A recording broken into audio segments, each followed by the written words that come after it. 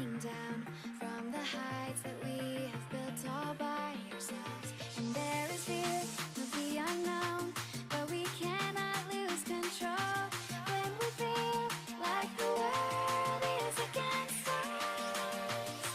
We're trying to find ourselves without the defining words. We can no longer hold on to what only makes us hurt. We cannot sink into the dark. The vertigo is getting sharp. There's something greater than ourselves that we must reach for.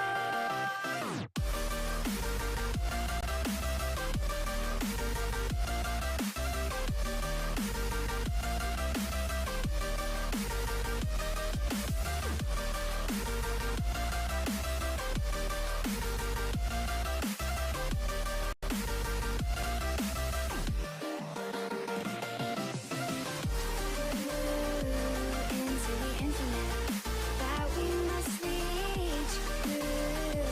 Into the infinite that we must reach. Into the infinite that we must reach. Into the infinite that we must reach.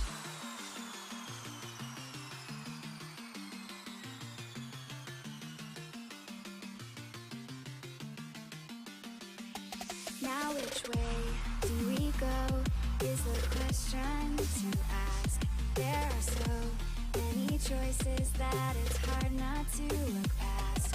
What is real and what is fake, and the risk we have to take. Will we know what is throwing off our balance?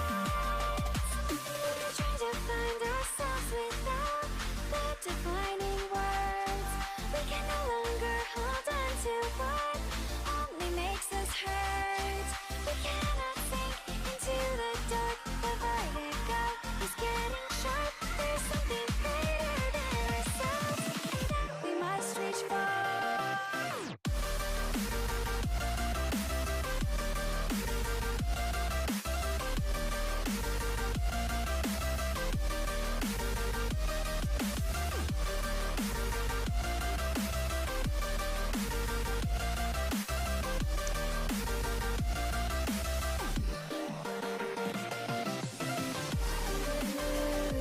Into the infinite that we must reach.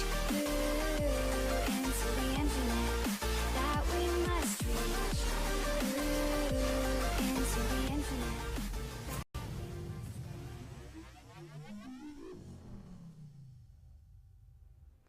Hello, everyone, and welcome back once again to PUBG Online. The 2-week hiatus has ended, and it is time for NA. 7 p.m. Central. That means it's time for NA, boys. We're ready to go. It's Monday. It's a beautiful day. Wonderful. Daylight savings, you know. It's a little sunnier a little later today. Dave, you're making some wild faces, and I just can't right now. Oh, my gosh. Running back here Special with guest, Mustache the Dave. microphone. Mustache Dave and Porosaurus joining me on the desk. So, gentlemen, let's talk about this because right now, let's be honest, 16 teams from NA and a lot of heavy hitters. Mr. Porosaurus, some of the squads we What's have poppin', playing tonight. Slime? What's pop? You're just my favorite. Unbelievable. I am my favorite too. So yeah, Wildcard Gaming obviously coming in with a huge point lead right now. Their points per game, they're averaging about 10 more than their next nearest competitor, who is the God Squad, who is also playing tonight. So you know, two teams coming off of, you know, unreal performances in the last couple of weeks before we took the 2-week break. But now it's going to be interesting to see how they come off of this break, at least in terms of PUBG Online, and especially with this lobby, which, as you said, has a lot of heavy hitters in it. Yeah, it is definitely a sketchy one. Now, Mustache Dave, we talk about it all the time. It's hard to miss. Wildcard is right now the hottest team in North America when it comes to the online leagues. They are on fire. First of all, every one-day league, they win. It just happens. They just win every single one of them. No problem at all. They're leading here in PUBG Online. Now, who in this lobby right now can contest them? Who can stand up to this wildcard team tonight, make a huge impression, and possibly take the victory overall in the 3 games we're playing tonight? Let's see. I mean, I'm predicting we got 3 games tonight. I'm thinking wild card is at least going to take first place in at least one of them. If I had to bet against, Just a guaranteed win. Just a guaranteed win.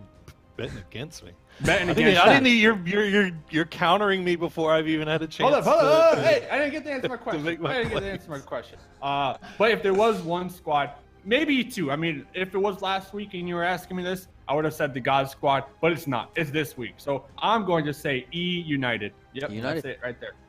Yeah, I mean, E United, they've been playing well. God Squad, they had a huge week a couple weeks back.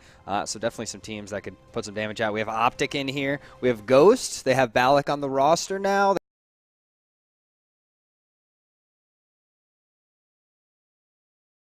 Did perform a little bit in some other leagues earlier in the week or this past week, so I wouldn't be surprised to see this new Ghost shakeup possibly mess with our scores here tonight. And obviously, Totality, the last full season we had, they were the #1 team overall. So a lot of strong talent in this roster. Kind of makes you think, kind of makes you wonder. You know, this one can go in any direction.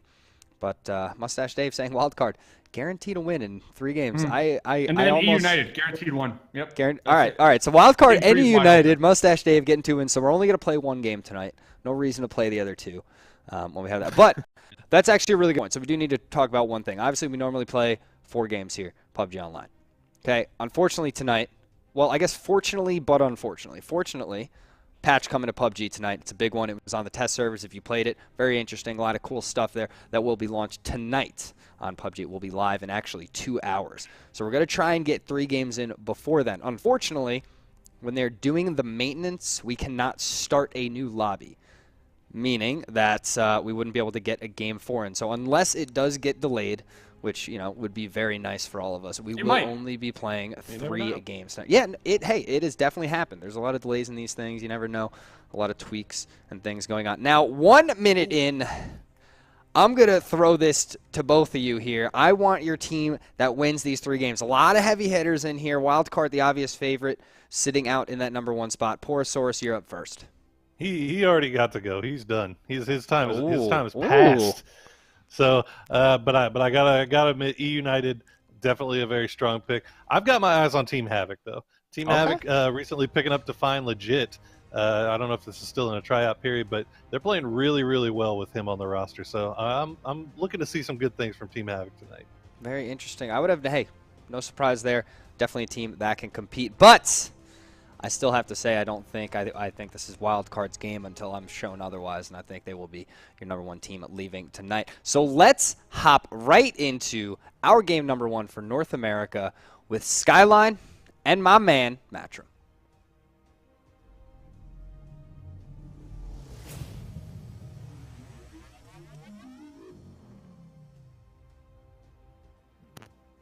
Hello, everyone, and welcome to the game. This is, of course, the PUBG Online NA series, Showdown series. My name is Skyline. Joining me today is Matrim, and I've got to say, it's been a little while since I've seen some good old PUBG Online action. I'm pretty excited. What about you? Oh, after the hiatus where everybody's been off doing all the LAN stuff, it's so nice to be back here on Orangel coming back in. So we already have our plane up in the air, Skyline. You can see the Check 6 jacking off. Looks like he has made a push off over to the left. We got Pistola Time and the rest of his boys look like they're going to get over towards military base proper, get the rest of it. But we're seeing a nice centralized plane flight that's going to allow for just about everything you want. Just about everything. Just about everything. You know, maybe no Primorsk. Maybe no Georgia Pool. I mean, teams will go there. Teams always find a way to go to Georgia Pool, man. Always. That's the mecca of this game. That's like half of the early game is figuring out how can we make it to Georgia Pool? Can we, if we drop here, nosedive, grab this car, can we make it to Georgia Pool and still have 30 minutes to loot and make it back out? And that's one of the default strategies. Naturally, we will also probably see people making their way over towards Milta. So we've got E United that look like they might be heading towards Crater or potentially over towards Aleppo. That's a long stretch drop coming out from them over there. We actually do have some people that are making their way up towards Stalber. So Stalber getting a little bit of love, maybe Kamishki as well.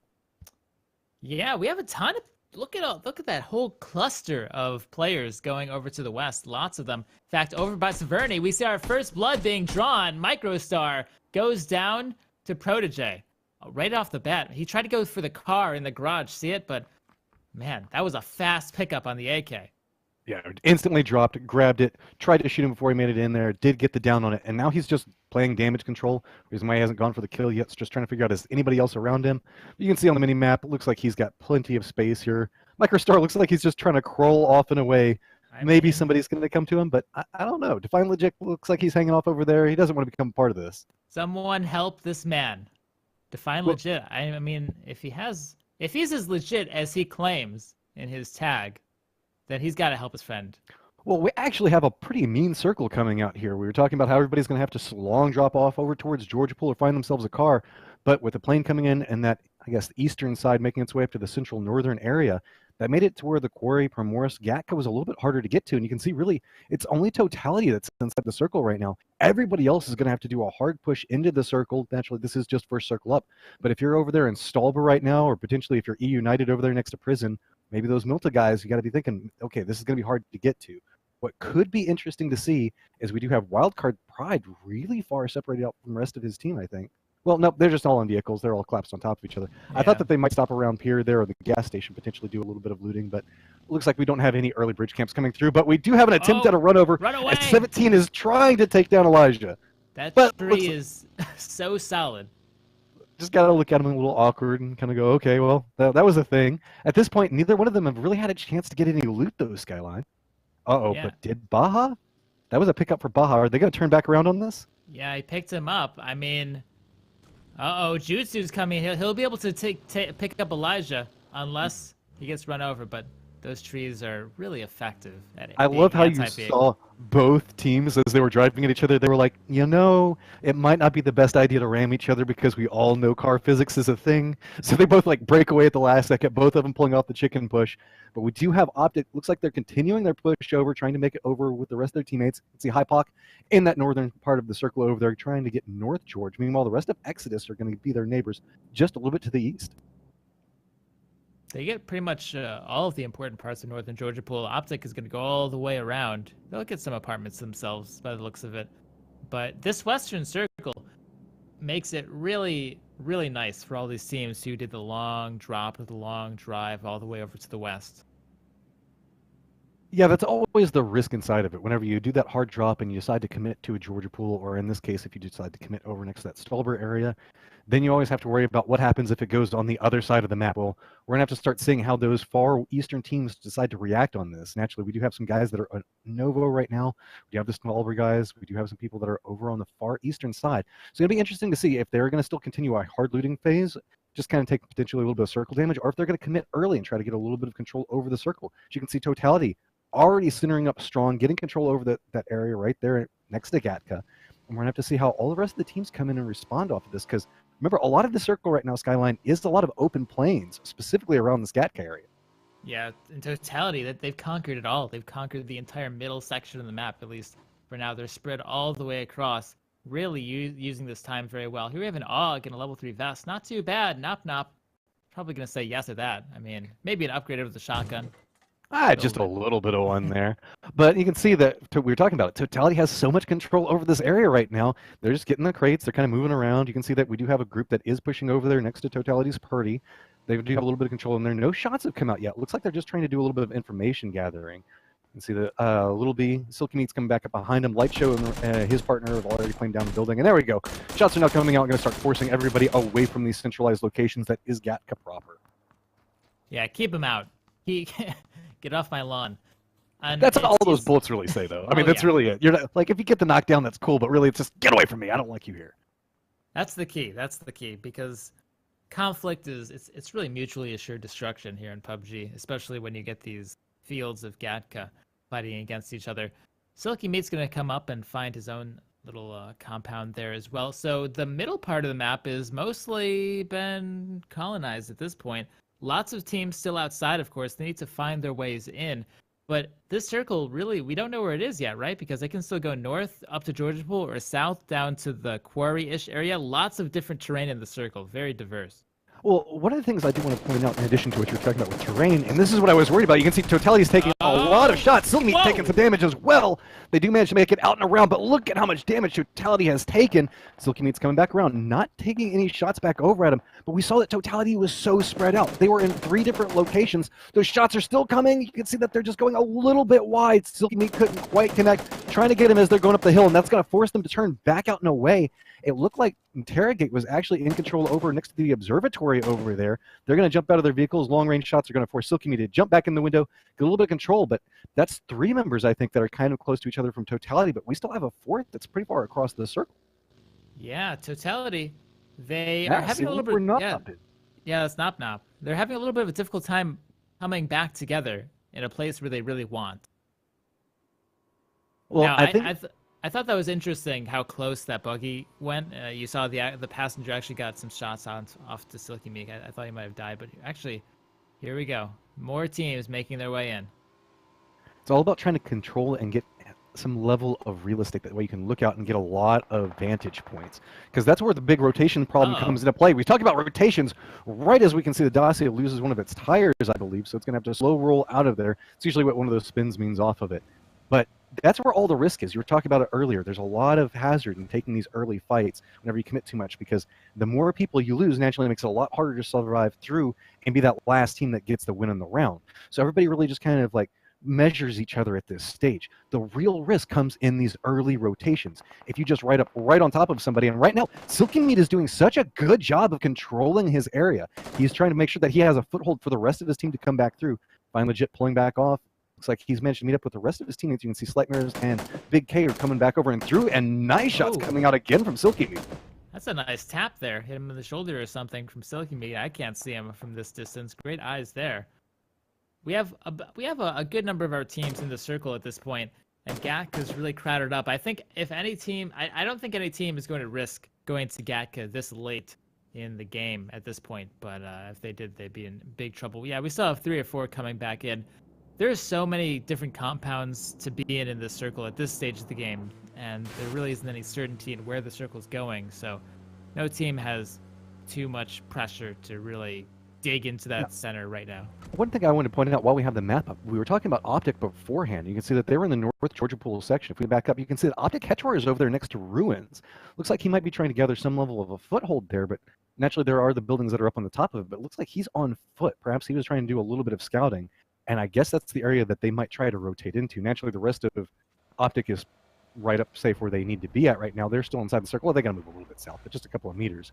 But it's kind of interesting to see how we've seen a lot of adaptations start to come through here. Some teams really starting to lean into what the tried and true playing the center of the circle strategy, so that way maybe have a little bit more favor. We also have a lot of teams that are opting into a little bit longer of a loot strategy and going for edge play and waiting for that next circle to pop and then just hightailing it straight into a position that they want to hold.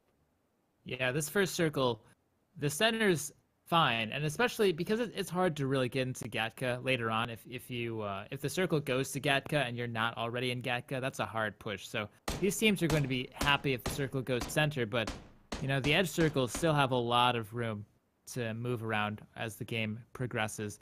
You mentioned that Optic and 17 are up there by Ruins, and I like leaving. We see this a lot actually. We saw a lot of teams do this. They left a player somewhere, and then they had the rest of their team come later. Playing a little bit of damage control just in case something goes terribly bad. We've seen that to become a little bit more common of a strategy. There's a lot of risk to it as well, because naturally you don't want to lose that member if he gets caught out by himself or somebody just crashes into the complex. But you can see that everybody plays a very safe precautionary tale right now. Nobody wants to move in. Nobody gets too aggressive at this stage. It just comes back to, can your 2 different groups meet up safely with each other? As we saw Totality when they were trying to do that a second ago, they almost lost a member that got shot out of a vehicle. So a lot of risk coming with different strategies to come through here. I really like how we sing that different teams playing in different styles, and see that they find that this is what works for them and they're going to commit to it. So there's a lot of different ways to play PUBG. That's one of the things I always love about watching this, is seeing how all of these different play styles kind of converge on each other. Oh yeah, PUBG is I mean, you got 16 teams in one game. Talk about diversity. I mean, when you have 2 teams in a game, how diverse can you get? There's only 2 teams, but 16, absolutely insane. So we get to see the next circle. This next circle pretty soon is very, very important. Well, most we should of our also teams. This is Ghost right now, because a lot of people might be familiar with some of the names that they've been seeing throughout the online or the land stuff before this. They're doing a lot of roster swaps right now. Naturally, none of this roster is confirmed right now. I just want to let everybody know through there. So doing a couple of tryouts in different positions, but you can see that there is Austin, Masternook, McCoy, and Bollock are all playing together for Ghost's team for this evening. So really interesting to see how this one does perform out, as naturally that could have bearings on potential roster changes as we move forward. Yeah, lots of teams changing their roster. We get to see the shakeup.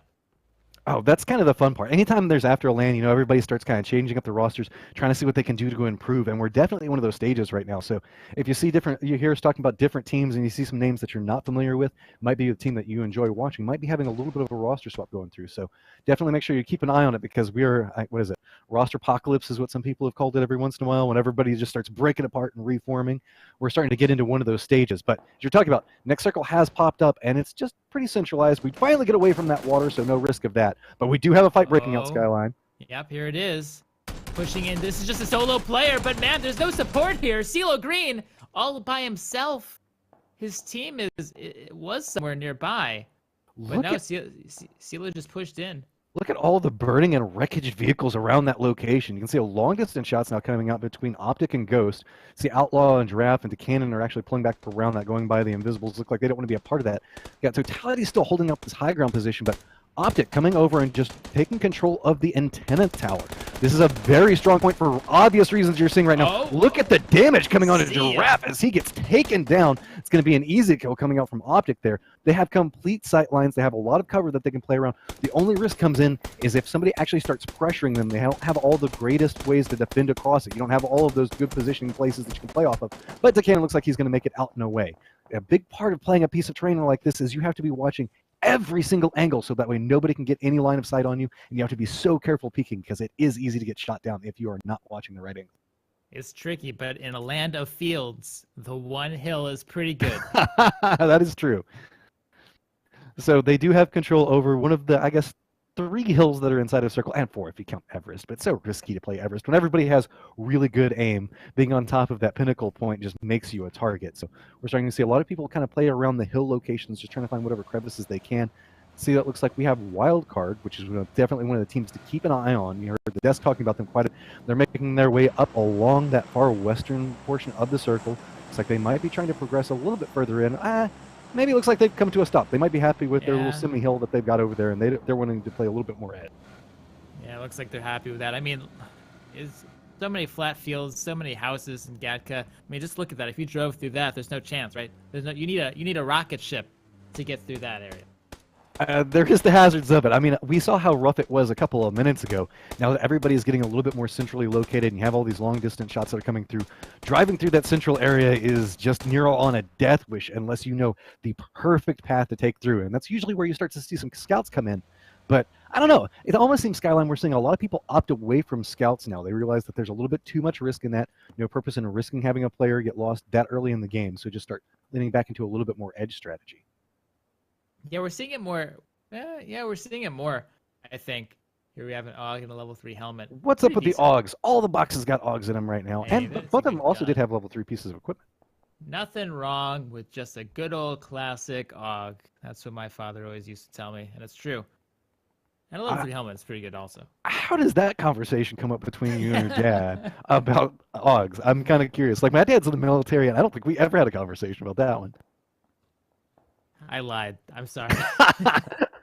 All right, guys. So with this, we're doing a quick flyby, seeing what's going on in the center area here. We've got I Am Big K, Define Legit, and Slightmares holding down that one facility. You can see that we've got Silky Meat, who's been playing such a defensive position over there, trying to make sure nobody comes through, holding down the other buildings. And right next to him, we've got Modelo, Little B, and Inhuman holding down the other location. This is going to be the dead zone right here. Like, I don't mean the fact that it's going to be a quiet dead zone. I'm saying if you drive through here, you are essentially dead. Yeah. Dead, dead, dead. But this next circle, this is going to be the question, because this one, it just centered up, and it sort of told everyone what they already knew, right? Nothing too crazy. But the next circle is going to really decide where teams move, because we're going to see at least 5 teams moving. And if they have to go through this Gatka area, we've already talked about how dangerous that is.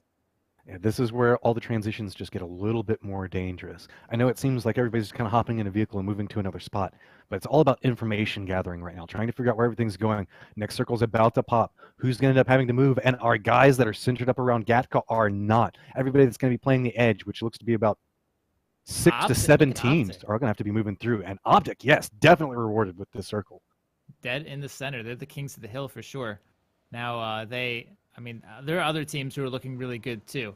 But man, that's a lot of density for, what did we got? 1, 2, 3, 4, 5, 6, 7 teams who all need to make their way into this. And this is pretty dense already. Totality making a little bit of a sidestep over as well. Actually, Totality splitting up. Looks like they are on the map. You can see the blue team.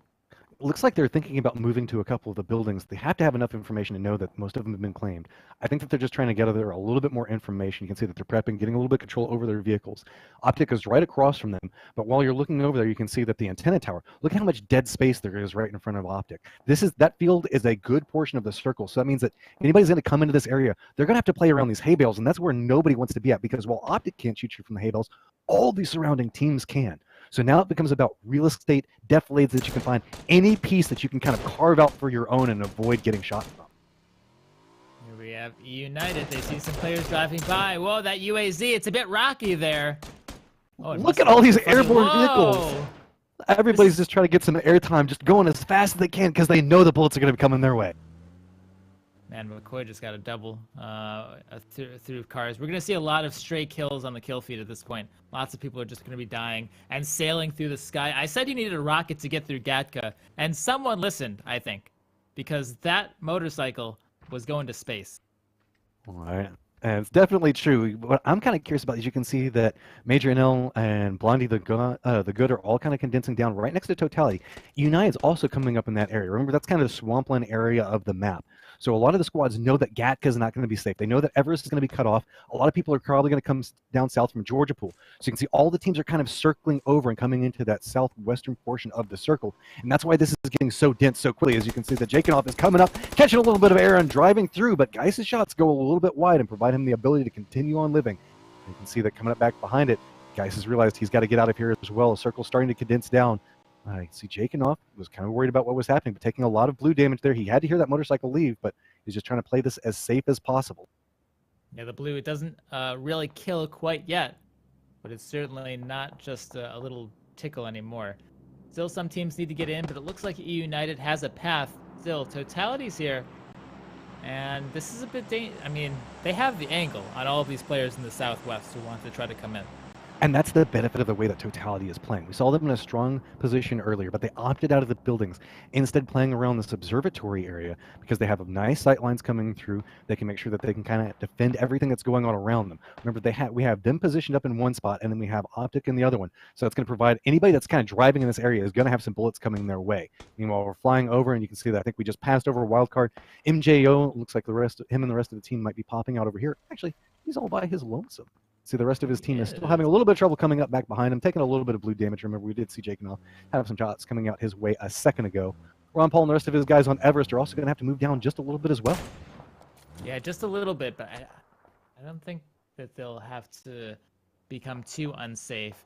Now, it's really starting to heat up. We still have 16 teams. You just saw a couple people die last time as they tried to make their way in and just crunch in. It's getting really claustrophobic in the circle, let me tell you. But we're about to update, and this one for sure will show us blood. Oh, this is going to be a bloodbath circle. If it's anywhere around where, oh yeah, it's right around the antenna. Look at how much hayfields are still in play. All these squads that are condensed around the southwestern area are all going to have to move, including Totality. You can see United's already started to make their way forward. We've got Totality with a perfect sightline down towards him. Vega's already taken several bullets, just having to retreat, hide back behind a tree over there. Tony looks like he's trying to go for a position to provide some level of cover, but that's going to be a rough place to push through. Keep in mind, Totality still has to move as well. So much of this next circle is going to be wide out and in the open. Yeah, we see Purdy coming down here, coming down the hill. I mean, if anyone looks out a window, this guy is in some trouble. So he's going to hop back.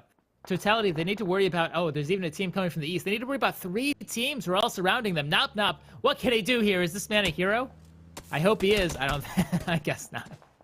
He was trying to be. You can see that he was waiting for that, but there was just too many people approaching from different angles. Sharp Shot's coming up. Little Prodigy's right back behind him. They're going to kind of force Totality to push off into a different direction. You can see that they were wanting to play this really aggressive, Totality was. Now they're going to have to retreat back a little bit. They know that they're being pressed from so many different angles. Look at the long-range fights that are happening. You can see that Little B has gotten knocked down. Some long-range shots coming out over here. These guys are inside the circle, but look at all the bullets coming from so many different angles. It's a 1v1 over here. Actually, no, look at that. There is somebody actually right up against that building. Yeah, it's a 1v1. It's Disciple versus Inhuman. All right, Inhuman. He's got to do some alien stuff here. He's up against Disciple. I mean, he still has teammates to save here. He still has friends to fight for. He's got to push. I mean, he can't just let his friends die, right? He's got to push. It's kind of risky if you push out. You know that you want to, and you know that they're trying to feed him some level of information. He's just trying to figure, is it worth the risk at this point? Because that's a big casualty to take right now. If Inhuman steps out and forward, that is so much pressure onto the rest. That ruins their point totals for this round. So he's going to opt into a little bit of a safer strategy. He's just going to try to live for as long as possible because he knows so many people are going to die in this transition. I guess so. But I mean, man, losing 2 players is so rough. It basically, you almost lose right there. But he'll choose the solo life. Disciple's right there next to him. These players will eventually have to do fisticuffs or whatever to decide who gets this. But actually, another team might be coming and doing something themselves. So they're going to join up with Disciple now. And now Inhuman went from a 1v1 to this is a 1v3 now, I believe. Yeah, 1v3. 1v3. Slightmare's off in the distance, not on that team. He's off in the buildings back behind that. So, see, Inhuman's in a lot of trouble now. And he got the buggy hanging out on top of the building, you know, just to make sure everybody around knows, hey, there's somebody inside this building. Okay, here's another team for real this time. Sharp Shot, the first one to come to a stop. Now let's see if Inhuman can do something funny here. We'll have to see. This is a straight up 3v3. Little Prodigy starts it off by taking one to the dome. They're going to take out Inhuman. So that's 2 kills so far. But let's see if they can keep going. Oh, Sharp Shot takes even more damage. The God Squad here. It's a squad that people have their eyes on, but they just lost their 2nd member. And all they're down to now is Go Bang. They're getting shot from everywhere. You can see that E United is actually the one that's doing so much damage on the back right now. Little Prodigy is just trying to make it inside to some level of safety so that way he can get away from all of these bullets. 47 people up and alive. Pistola Time's just trying to make it inside the building as well. Grenade in. Gonna be in the first room. So they lost 1 here. God Squad down to 3. It's a 3v3 in the houses. And now, like I said before, this is eventually going to have to be resolved. Fisticuffs, rock, paper, scissors. I don't know how they will. Probably with guns or something. But, oh man, we lost 1 team. We're about to lose another. On the western side, you see 2 teams fighting, but that's a new circle. Everybody's kind of positioned up. You can see Totality taking some shots over there. Blondie the Good has been knocked down. Tero's jumping back through, trying to get Smithy back up. They're knocked down to 2 members right now, but they're going to get their 3rd one back up. See, Optic is finally going to have to move just a little bit to be inside the circle, so they're repositioning. E United under so much fire right now. You can see that Wildcard just killing person after person on another section of the map. We're just having people drop left and right as Optic 17 is now under fire. He's going to drop back down, trying to find some level of safety, but look right back behind him. It is Wildcard that's doing a slow and steady push over towards this antenna because they have to push through this to make it into the next circle. You gotta duck down to stay safe in these fields, let me tell you. There's oh man. Optic can shoot at everyone from the hill, but everyone can shoot at Optic. Oh! That's a grenade. That's it. As Wildcard will throw a nicely placed grenade there. That was Pride's grenade. They get control of the far western portion, but they still have to come up and push through Optic. And there's several other squads. You can see Exodus is also taking some shots over this direction. Exodus has to move as well. This is a very interesting call to do because now the circle is pushing in. Everybody has to move right now. So Exodus is probably going to try to hop in some vehicles since they're moving so late. Surely they're not going to try to outrun the circle. Yep, there they go. Hopping in their vehicles. They've got to go out and pick up stuff. They're just running right by Elijah. They're like, sorry, bro, we don't have the time. They're going to have to go back and get into the other vehicle. This is really, really risky, all depending on how this comes through. But you can see Wildcard's doing the push at the exact same time. Yeah. So much pressure is now coming on Optic. You can see Totality is pushing up on them as well. There is just gunshots coming everywhere onto Optic, and they can't do anything about all these squads that are repositioning around them. This is a way harder to defend version of the hot gates here. Basically a hot hill. As Wildcard pushes up from one side and teams push up from all other sides here in the fields. Basically everyone can see everyone else. E United gets a nice 2 to start it off, but they're down to only 2 more members. The house is now popping up as well on the right-hand side. You see that. As I think who came out on top of that? That's going to be the God Squad. losing none and killing 3. Good amount of control coming out from them. We coming over to the other side. You can see Define Legit, Slight Mirrors. I'm Big K caught up with Protege. And I'm Mossy still hanging out back over here. Circle's still going to slowly force I'm Mossy to move a little bit. He's going to have to come forward about another 20 or so meters. You can see everybody moving around him. You can see all the little specks moving.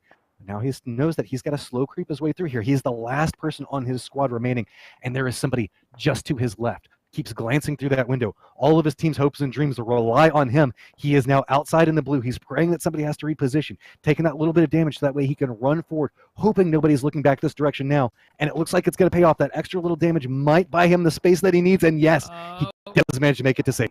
Oh, but no, he hasn't quite made it all the way yet. Climb the fence. Hop it. There we go. Oh, the long vaulting animation. But Protege might find him pretty soon. I think he knows exactly. Yeah, he knows where Protege is, so he drops back down. He's looking back that direction there. Define Legit, Slight Mirrors. I'm Big K. Looks like they managed to push out. No way. Protege seems to know where he's at, playing up on top of these boxes, trying to get some sight lines on top of it. Next circle has popped up, and it doesn't look like there's too many people at all inside of it. No, really only Define Legit right now. We still have 22 people up in a live skyline. Everybody's going to have to reposition to some form and fashion right now. Go Bang and the rest of his team, they really just have to jump a building over, and they should be safe. They've already know that they've got control of both sides of it. You can see people are already hopping in their vehicles, trying to reposition, just praying that they can just drive through this. Look at this. You can see that Hypoc is just gunning for it, praying that he can get to somewhere safe, and I think he manages to do it.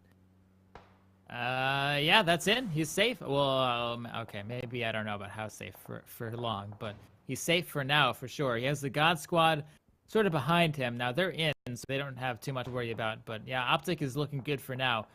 The north side of the circle, we have a team pushing in as well.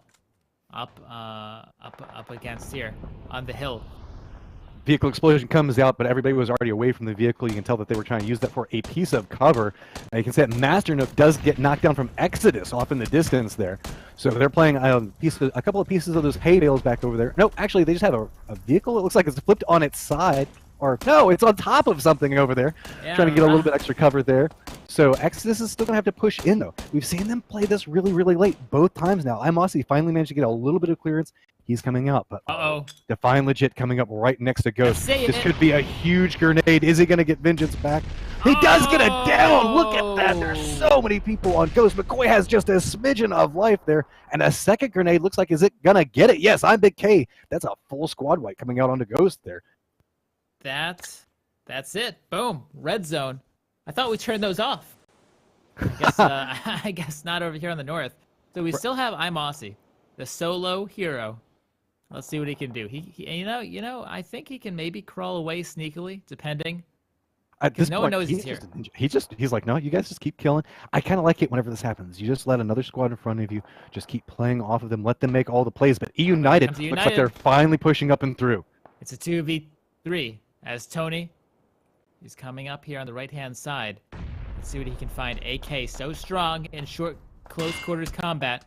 But no! From the distance, Slightmares takes one, pegs him in the leg once. Prodigy's looking through the window. Tony, he lives with 1 HP. But I don't know if he can win against Pistola with 1 HP. Not gonna happen. We still have one more member, though. It's gonna be Vegas, but he gets shot from another angle as Optic will finish him off. And that's going to be all she wrote for United. You can see that Optic has managed all 4 of them make it through this very difficult transition. I say that right as soon as Baja eats a face full of bullets and he goes down. Now down to 14 people alive. 5 teams up and active at the time. Next circle pops up and it is near Optic. You can see Exodus is still up and alive next to their car that's kind of hanging out on the side of, I guess, a hay bale over there. They managed to come back out and through. I asked the natives and they actually call that UAZ rock. UAZ rock. That's going to be the new term for it. From what is it? Is it a rock or was it a hay bale? I can't even remember exactly. We're going to call it a rock just because I like it. Yeah, it was a rock. But let's be honest. The real story here right now is Imossi summoning the Inner Ninja, still alive, letting everything go on. Remember, he is one of those 5 teams alive. So he is living up for everybody. Oh no, bullets coming his way, and you gave him away, dude. I can't say anything anymore. The moment I say anything, somebody just gets shot in the face. Oh man, someone's jacking the feed. Someone's bugged the feed. But here we have Define Legit. He's pushing up now. They're not in the circle here. It looks like they're going for the killing move onto the God Squad. And this is Team Havoc that we are with right now. They're coming up right next to God Squad. See, the Optic is playing right off of him. all of these guys still have 3 members up, as we did see 1 member of Octopus get shot down. Exodus is also still very strong back in the back over there. They're just going to have to come back up and crest across that hill. Really, these 3 squads can kind of eliminate each other, and Exodus would love that. They've been very quiet up off over there, just taking some very long-range shots. But Baja, he's coming out and stepping forward. Looks like he was trying to come right as soon as Team Havoc stepped up. So everybody's playing around the outside of this. You can see Little Prodigy just gets a nice line of sight over towards I'm Big K. It was going to be Hetcher that actually got the knock onto it. You know, I don't know if any of these teams can make it through. It's all down to this. The circle does hurt quite a lot, and Optic has an angle on everyone. We talk a lot about mutually assured destruction. You can see everybody's taking so much blue damage, but Optic is just pretty much standing right out right now. You can see that they're coming forward. If Exodus comes up back behind them, they're just going to be shot pieces from behind, but they know that they need to take down Team Havoc. Shots do come out. Define Legit does get dropped by Hetcher there. Slightmers is off to the side, playing around this tree. Next circle is starting. You can see the circle starting to push forward. Slightmers comes down the hill, hits the shots. He's still up and alive. Hypox trying to finish this off, but you can see he's still at full life. Slightmers taking a lot of damage. That's going to be all she wrote for him. So now we've got Hypox, Baja still up and alive, and it's going to be Exodus that's playing off of a hay bale back behind him. They're going to try to get Hetcher up. If Exodus actually looks out and around this, they could see it. Surely they heard the shots. I think that we heard a grenade being thrown off into their direction. And it actually does connect over Elijah's with a long-range grenade that gets the kill onto them. That was long. All right, so Exodus, they were being a bit timid before, but now they know what's up. Did they take out... Okay, so, no, Tootsie actually gets taken out by Baja Waka, so this is down to a 2 versus 2. And on the right-hand side, they need to watch out for Hypic. Man, Elijah goes very, very close to going down, and now Exodus is just down to 1 last player. It's just down to Elijah. What can he do? There's the first aid, but he needs to take out Hypic. He needs to take out but look, someone. somebody's coming up back behind him. Baja's playing this really, really aggressive. They know that they have the pins. Is Elijah? Can Elijah hear this at this stage? Shots coming off just to get the finish kill, but that's going to distract just enough. This is down to a 1v1 now. Baja on one side of the hay bale, and we've got Elijah on the other. No. Bullets do ring out. They do connect with Elijah. He's trying to peek back around, but some nice play coming out from Baja, just peeking back and forth across that hillside, not letting Elijah know exactly where he's at. You can see the fact that he doesn't know how he's going to play this. Next circle is going to be a little bit closer to Baja, but Baja looking the wrong direction, but Baja does snap it and get the kill. 7 kills, all things said, but wow, look at that coming out. 16 kills from Optic. Man, I mean, the health deficit at the end there, that was really, I mean, Elijah did a good job at the end, but he didn't have a chance, or he didn't think that he had a chance to heal, and you just can't surpass a 25% to 100% health deficit. So a great job by both teams, but Optic, absolutely kings of that game. There was no chance whatsoever, I think, the way they played that game. One of the things to note is that we did have Exodus that was alive for a very long period of time. Sure, they only got 1 kill, but we saw them actually doing a lot of long-range harassment. I wouldn't be surprised if they probably got a couple of downs, but didn't potentially finish the kills inside of that. They were playing off on a very like a very, I guess, northwestern section of the circle, and very slow pushed it in until that's the last second. They hop in their vehicles and then they just gun it into the next edge. So really interesting to see the differences between center strategy and edge strategy between Exodus and Optic coming through there. Really can't wait to see what the desk is going to break down and what they have to talk about inside of this. On behalf of myself and Skyline, we will see you guys in just a second. That was just our first of 3, maybe 4 games tonight, but you guys on the desk, go ahead and take it away.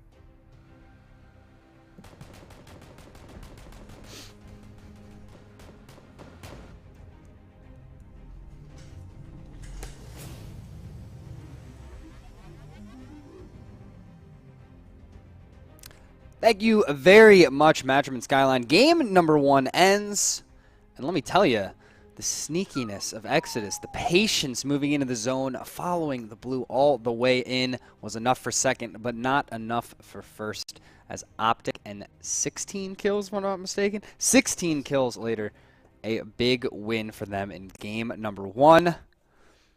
Mr. Mustache Dave, take it away. How did you feel about that win there? I mean, if I'm Optic, I'm feeling good. I'm feeling great coming out strong here tonight as, you know, just their ability to kind of predict where these circles are going. It just pays off phenomenally for these guys. They were in at least 3 circles by the kind of the radar tower looking thing, the antenna. Three circles. They were just straight chilling. And then strong spot. It's a strong spot. And then I believe it was circle 6 or 7. We had one of the Optic members kind of rotate down, gain that position, and pretty much allowed his team to kind of back him up. And they played gatekeeper to E United and I believe it was God Squad that was also down there. Yep. Two really strong teams, so they were able to kind of deny them. And then we just had these guys versus Havoc. They took them out, and then of course all game Exodus just chilling as well. I thought they were going to crawl their way in because they were snaking their way in earlier on, but what a phenomenal ending. I mean, these guys deserve second place just because their ability to play that edge strat. So I like it. Game 1, it feels good. Feels good. Yeah. Patience, very, very, very vital for Exodus there. Grabbing a second place, and that's great. This is a brand new roster coming out of Exodus, so this is pretty huge. Poro, how did you feel? I personally, I feel good with my pick at the beginning. Havoc coming in third place. Where did Wildcard finish again? Wildcard finished 11th. 11th place? 11th. Okay. Just wanted to make sure. Just yeah, wanted like 20 kills. I didn't get my newspaper. I wanted to check that score real quick. But no, okay. I think that what you saw in this game was two very distinct, different styles of playing PUBG in Exodus and Optic. Exodus played the position game. They got the safe position. They had, great position. They held it all the way till second place. Meanwhile, Optic immediately went to that radio tower as early as possible because that radio tower gives such good vision, such good sight lines everywhere around. You can shoot all day. You end up burning through a lot of meds, as you saw towards the end there. Optic was kind of running low on meds, but and helmets and armor and all that stuff. But that is the place to go if you're wanting to pick up kills. You can fire down on anybody who happens to be transitioning through, and then just the great presence of mind to send Hypoc in to claim that divot once they finally had to move that radio tower, and send that one person ahead while maintaining the three people behind to kind of clear out whatever was coming up behind them. And then as Dave said, they just did work on God Squad, E United, and Havoc, and then in the end, eventually, Exodus. Yeah. I think it came down to a few things there, a few very, very important things. First of all, Optic was one of the later teams to move into Circle. We saw them we saw Hetror kind of, just kind of creeping around a little bit, looking for a good shot. Yeah, just a huge turn of events with them taking their time. But it was like the moment the first circle completely contracted and the second one popped up, right? They're sitting there like, boom, antenna now. And they're there. And it's not about getting to the first circle as fast as possible and getting centered. It's about getting the optimal position once the game starts to suck down and the fights are about to begin. And that's where they took a great location with so many sight lines, and that's what's so important. We talked about it during EU today. We had a great example with Avangar. They were holding down one of the best compounds in the game, in my opinion, because of the sight lines.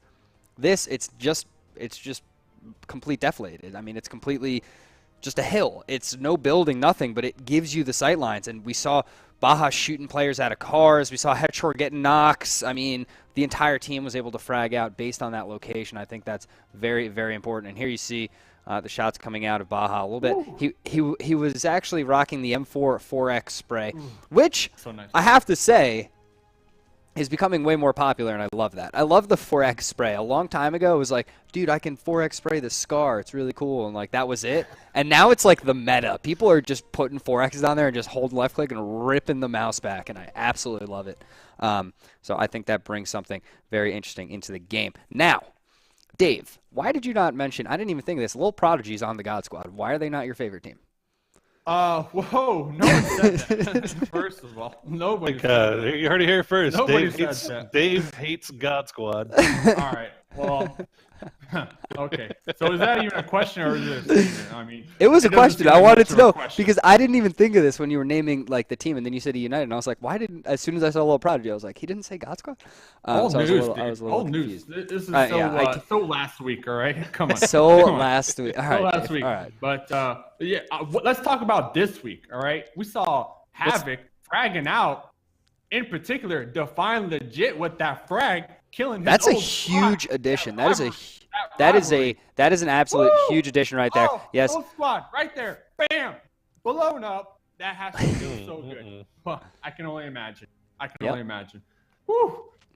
And I think that's something that I feel like it happens every time. Once these players switch squads, that first game they always fight their old squad, like 100% of the time. Yeah, like literally 100% of the time it happens. But I think Define and Havoc had a really good game one. They did fairly well getting the frags, getting the kills, and I think that's really important. It's nice to see him at least trying out for that squad, at least being a part of it. As of now, we're not sure if he'll stick with it, if it's more of a tryout thing or a trial or whatever it may be. Ghost Gaming. Jabroni said he's sticking with it. I mean, you heard it here first. Jabroni said he's sticking with it. I didn't say that at all. But Ghost Gaming, obviously, we noticed in game one they have Balak. That's the new fourth for Ghost Gaming. Profi's not here tonight. That's why they have this sub for their fourth. It's weird not having Profi here, and I have to say that such an impact, and I feel like when you have that player, that fragger on your team, also the IGL when it comes to Profi, that impact is something that I felt Ghost was missing a little bit in game number one. I think they moved into a pretty good location, but where they moved was a little too early, and it did give Optic and some other teams some sight lines onto them, which put them in a little bit of danger early.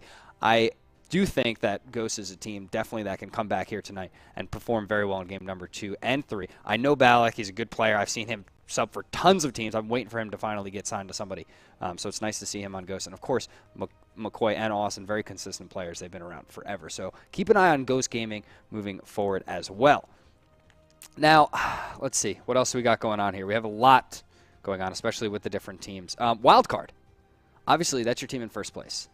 They were on the western side. They ran into Optic. Is this a huge issue for Wildcard to think about right now? Because Optic's one of those teams, you know, they're up in the top 10 right now overall. Is this a worry?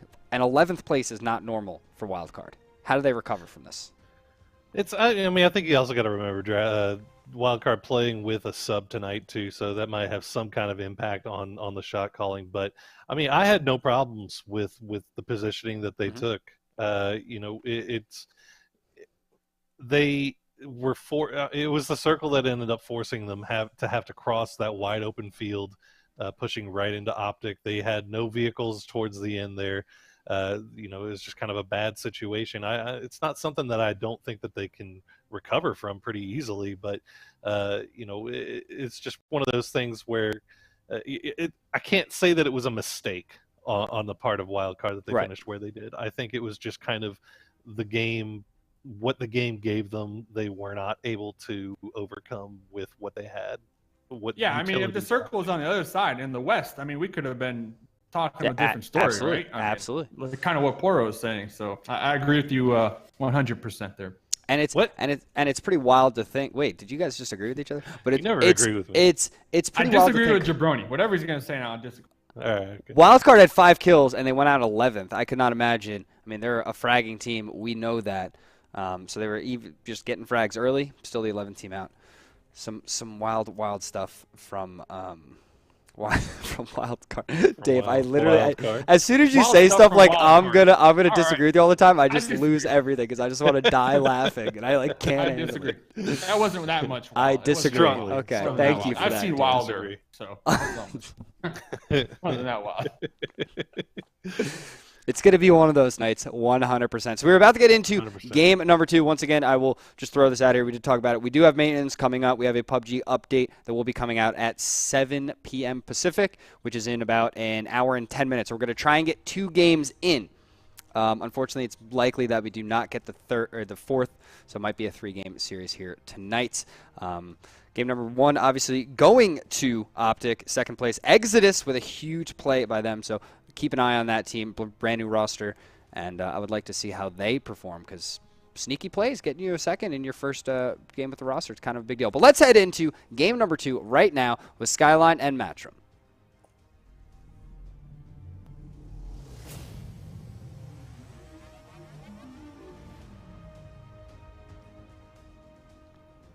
Hello, everyone, and welcome back. It's us again. I'm Skyline. Joining me today is Matrim. And in game number 1, we saw some action in the fields of Gatka with Optic playing King of the Hill. What are we going to see in game number 2? What do you want to see? To be honest, I'm just really pleased with everything that's been going on. You can tell that the players realize that there's just a couple of games tonight. They're trying to make every single one of them matter. We had such an amazing inning that last round, inning in a 1v1. We come in with 64 people alive and just 2 players up and at each other's throats for the win. I love it when it comes in with that. We do have a very I guess, interesting path for the plane to come through. We were talking about beforehand how everybody loves to go Georgia Pool. If you're trying to go into that West Coast, this is going to be a really rough game to do it with this airplane coming in the way it does. Well, it's on the eastern side again. And if we know anything about eastern plains from our one sample size, then we get the western circles. Yeah. I will take Western circles to water circles any day of the week, though. So here's hoping that we end up with something. I would love to see something like, I always love stalwart games. I know that the players hate it whenever I say that, but I always love watching these very vertical games come into play. I always think it's really interesting that happens. I also want to note out, look at how congested the drop is right now with all of these people still pushing across. Everybody's going for long drops, trying to get as close as they can to the haven that is Georgia Pool, looking for vehicles as they go. But already some shots coming out. As you can see, Modelo's trying to get some shots onto Exodus. Remember, they came in second place last time around, trying to get some airtime on that UAZ, getting out no way. He's impatient. He wants to get first blood right away. But no, that player will get away. Elijah just fine. And so, actually, we're seeing less players go way west this time. They're sticking mostly with the eastern side of the map. Lots of vehicles, so they could go now. But still, I mean, if you look at the western side of the map, there's nothing. It's barren. It's like they raised the property taxes over there or something. No one wants to be there anymore.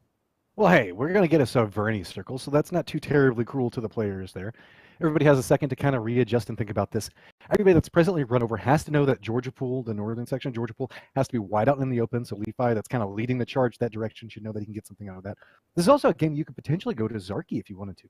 You don't see that become an option too often. See, Exodus Tootsie is actually in a boat on that northern approach going in that general vicinity. So interesting to see where he's going to end up going. Remember, we've seen Exodus kind of split out all over the map in vehicles, just trying to figure out where they're going to go to next. But we do have McCoy, Austin, Master Nook, and Bollock that do have control over Sovereignty, which is a nice piece of property to be owning right now. Well, it is pretty good. I agree. But is it as good as Tootsie, who controls the entire ocean up there in the north? So. I mean, I think if you control the entire ocean, whenever there's, I guess, a third water, you can be the Navy in this game. Kind of come out there, and you still have warships. There should be carriers. Oh God, could you imagine that? Maybe that's the secret to get rid of mermaids. They should add in like, harpoon guns on boats or something like that. No, just make it so just make so mermaids can shoot in water, like give them battleships and such. And see, this is the point where everybody in Twitch chat's gonna be like, "Oh my God, imagine Skyline! This is the worst balancing decision ever." They're jokes, guys. They're jokes. We're not actually talking about doing this. I don't know. Matchup's joking. So coming over here with Tootsie, who's going to make his long trek across here. Kind of curious to see if we can bring back up the map. Let's see how everybody else is repositioning as they come through here.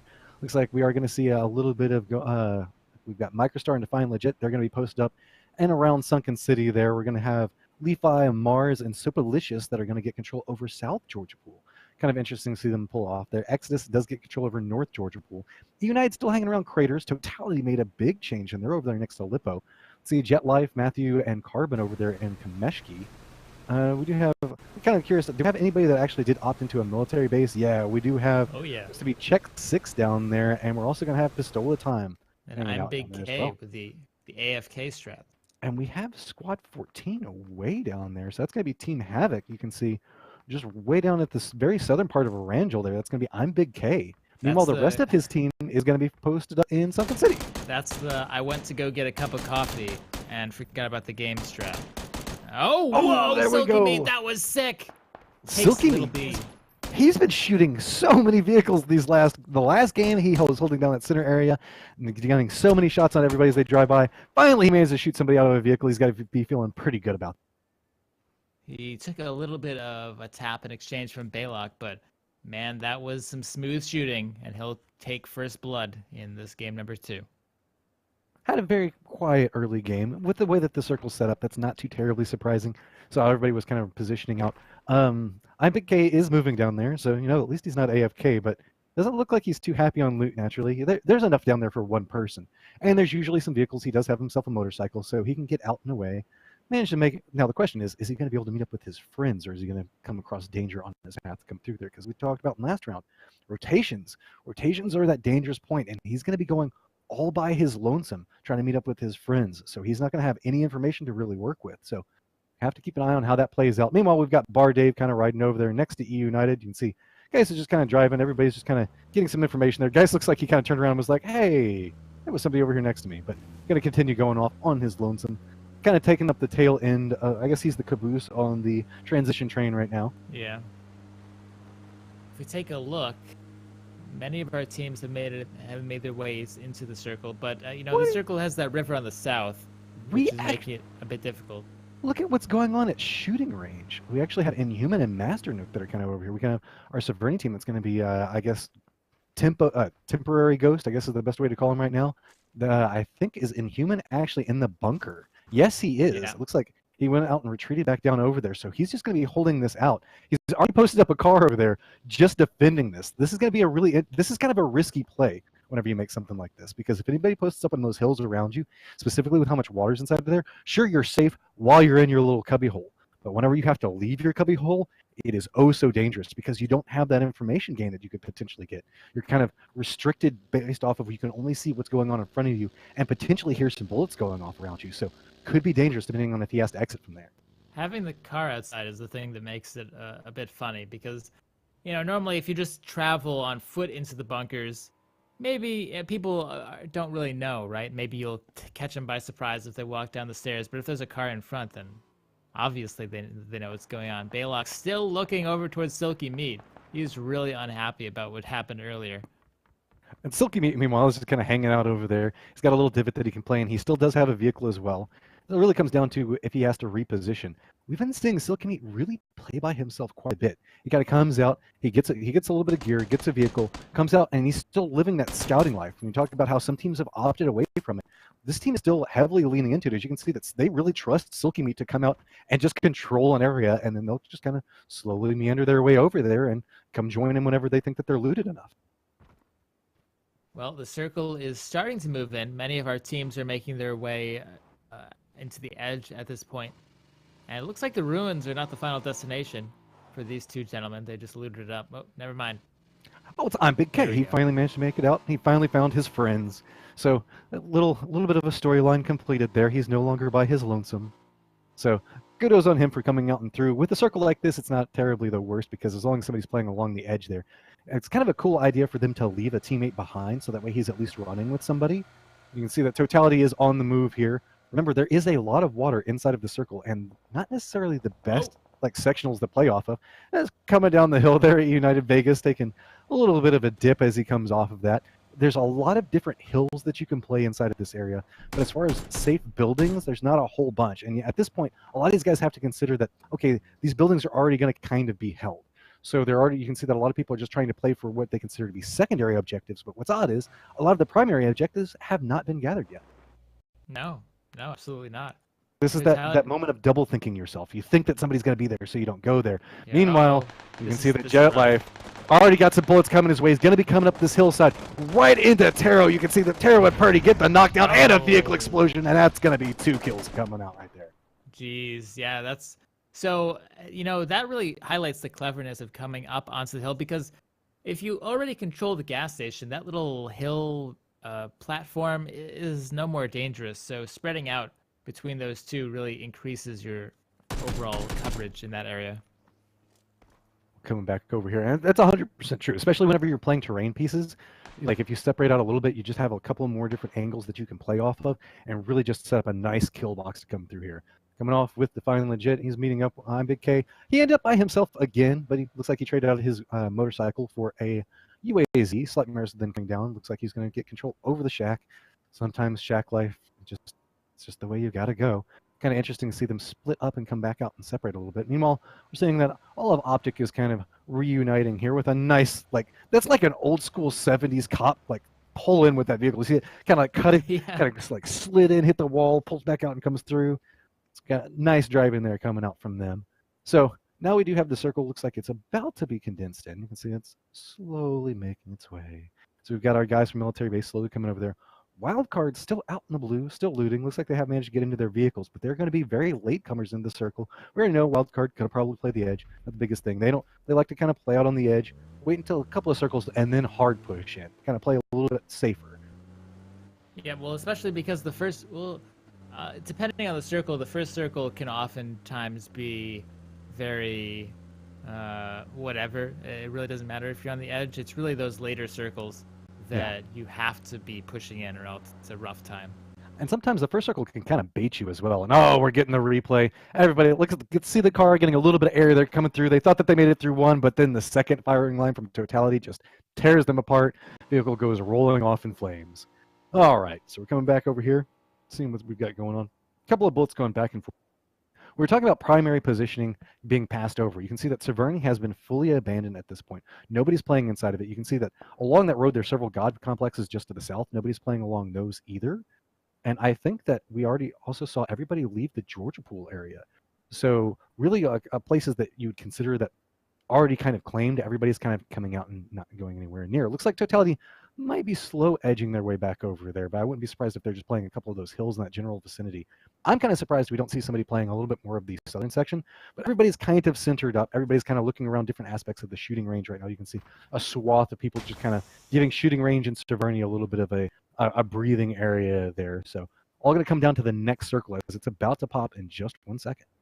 Yep, this one, I think I'm surprised that no one is in Severny. There were a couple of teams who had Severny for a bit, but they left because I'm pretty sure this circle will be, at least partially over Severny. Let's see. Severny can be dangerous though because it's kind of hard. There's a lot of different sized buildings in there, a lot of hard angles to hold. People can approach from different sides.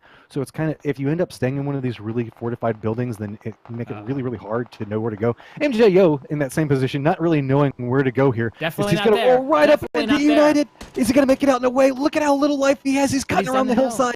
He's going to be able to cut out and through. Now he's coming back over there. It's all right. Jaking off. He doesn't have anybody with him. Nobody's going to take shots. But where's MJO going to go? He's coming up right back by Totality. Don't make him feel better, Masham. It's not all right. It's not all right. At this point, he definitely feels not all right. He's going to just come over. Is he just going to break into this? Right here is good. Jake comes up, going to provide a little bit of cover there. Yeah, there we go. So he's just going to come in, instantly try to heal. Nice meet up with Jake, his teammate there, to provide him a little bit of cover. And we've got Totality and Severny as well as MJO and Jake and off from check 6. Yeah, Totality, it looks like they're being a bit more ambitious than Severny because we have some players going out. Nop Nop is staying, however. Man, this center is getting really congested. And look at this. Next circle has popped. Everybody's moving.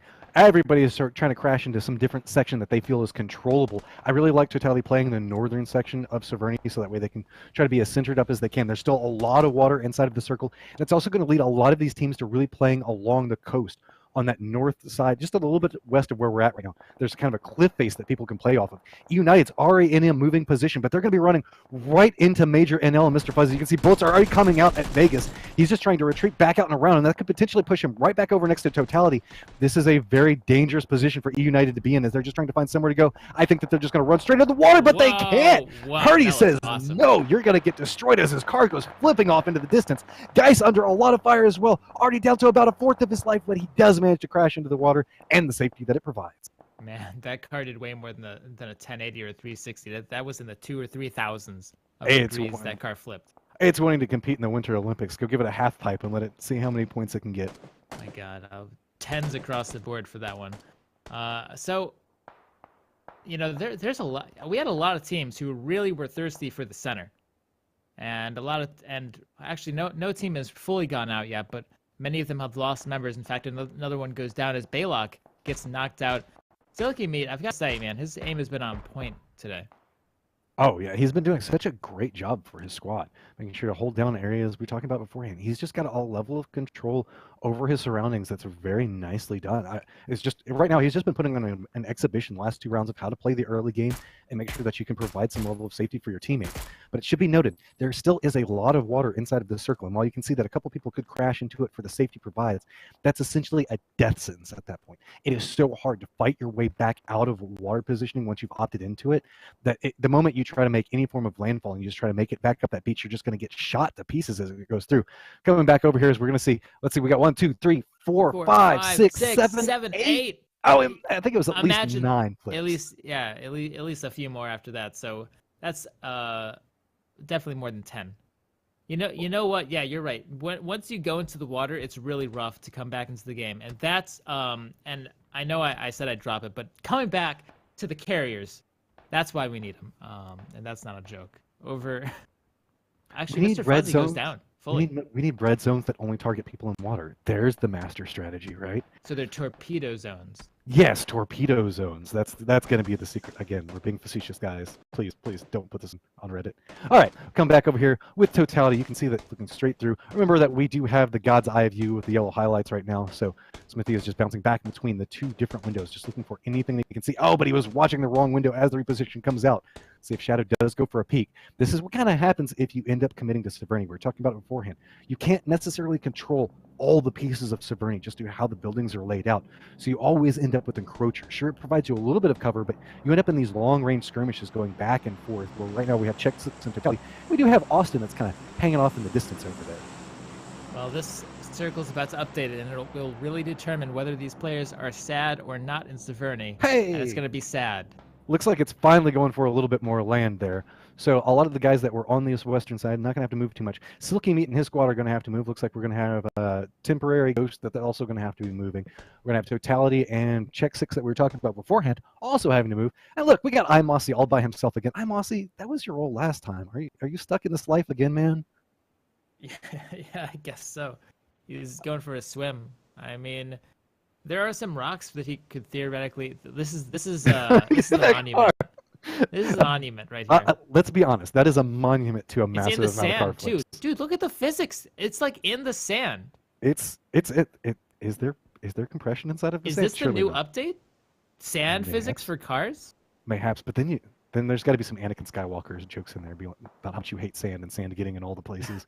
But anyway, enough about sand here. We can see that everybody is taking some shots at each other, and we do have Optic 17. Looks like he's kind of rolling in. Looks like he was coming into this party here. I thought that they were all already grouped up, but I think maybe he went out to try to scout a little bit and realized it got a little hot. It's coming back in there. So we can see that really it's all going to be about control over terrain pieces right now. Sight lines are going to be key. We have a couple of teams that are playing off of buildings. We've got DeCannon under fire inside of his shack, and you can see that door has been shot apart. He's not necessarily happy being in here all by his lonesome. Dang, watch the shoulder pads there, man. DeCannon takes two, and he's going to lose a lot as a result. That was Optic landing those shots. If we take a look at, actually, before I mention that, McCoy and one other person, I think, on a motorcycle going at top speed. Light Show tries to take some shots, but Baylock will say no and take advantage of that from across the way. That was some nice safety shots coming out there. See that you got a couple of hits onto McCoy. Bollock steps forward, gets the return fire, gets the drop. So that's going to be a lot of pressure now coming out of them. You can see that. Actually, we have a little Prodigy playing around the airplane. We don't see that get too much attention, but really it's going to be everybody that's having to force their way out of Severny right now as we popped over there with Totality. MJYo on the motorcycle again, cutting out and across, catching some airtime there. That was probably about a good 100 meters that he got through, trying to drive through. Remember, we saw him a second ago trying to drive out and around. Meanwhile, we got our bunker squad that's all posted up over there, and MJYo looks like he's managed to find a shack. Again, we were talking, but MJYo gets knocked down by Protege. The guys inside the tunnel going to take him down. Alas, your days of driving and trying to find safety look like they're through. Yep, no one's getting him up either. Shadow went down around the same time in his own vehicle pretty nearby. Man, this has been rough. Actually, we haven't lost a single team, but we've lost 11 players.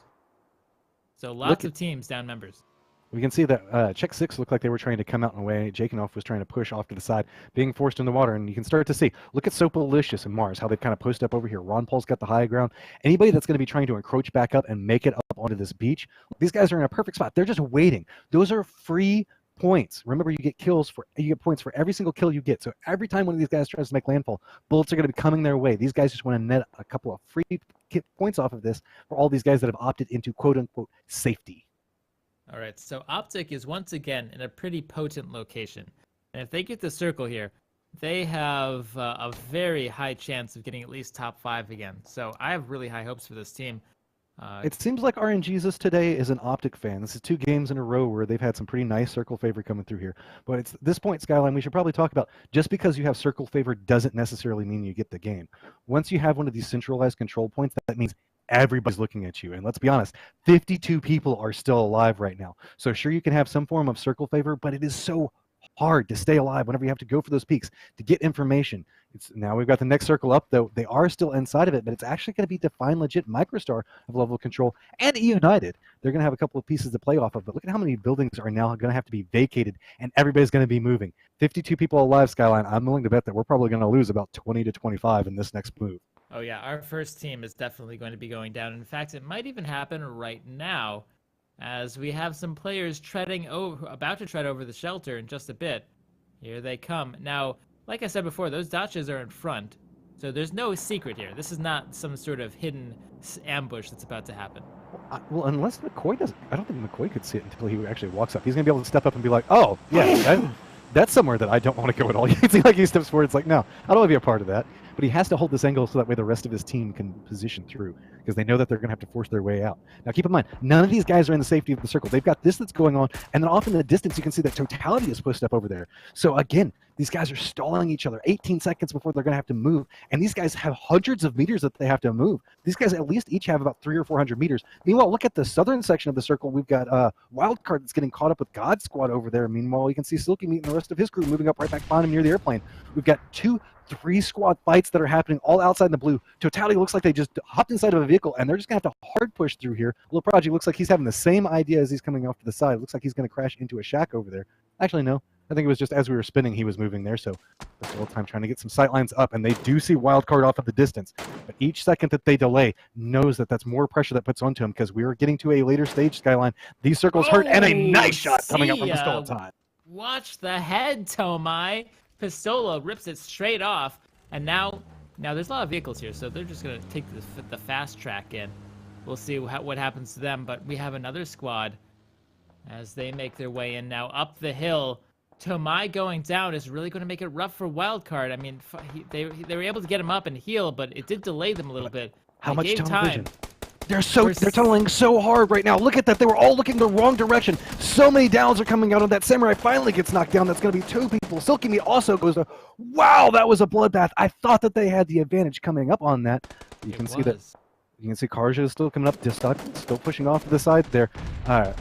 Disciple is coming through. We've got Wildcard still under fire off in the distance. Grenade. Nice coming through here. Now it's all onto Drassel. You can see he's up on the top of that. He's taking so much damage. We got Carlage trying to push back up off of it, though.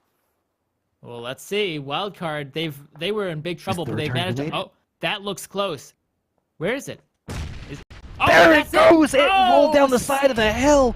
Vengeance! Look at that. We saw 2 people get taken out from Wildcard, but Drassel returns it, and he should be able to run down and get the res.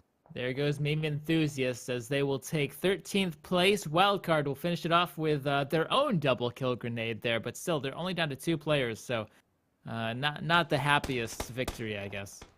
See that Ghost is in a lot of trouble, still playing outside the blue as we pop over as Bollock does go down. You can see Master Nook in some trouble as well as he's just going to get polished off. In the distance, you can see it's McCoy already down to half life. He's just going to have to hop in a vehicle and hard push into this. Everybody should start to see this. Yeah, you can see hands looking back over there. Look at how much damage he's already taken just from the blue. He still has to try to find somewhere that he can go to, but nobody's focus firing right now. He comes up and I say that Slightmares does get a little bit of damage onto him to kill him right as he manages to make it to what he thought was going to be safety. You got to maintain your cars, guys. Make sure they're not apt to blow up on you. So we have a circle update. This one looks like it's pretty much in the center. And who's in this one? Not Optic for sure. Optic's out of the circle. So we can now see that a lot of people have posted up. We've got a lot of individual survivors coming off on there. As the play zone's going to take down CeeLo Green.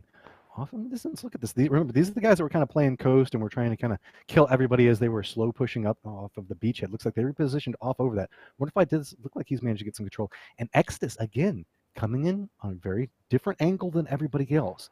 And they're still look like they're fairly healthy at this point. They still have all 4 players alive. Remember, this is the exact same strategy they went for last time. Not going for kills, just going for a very good late game positioning.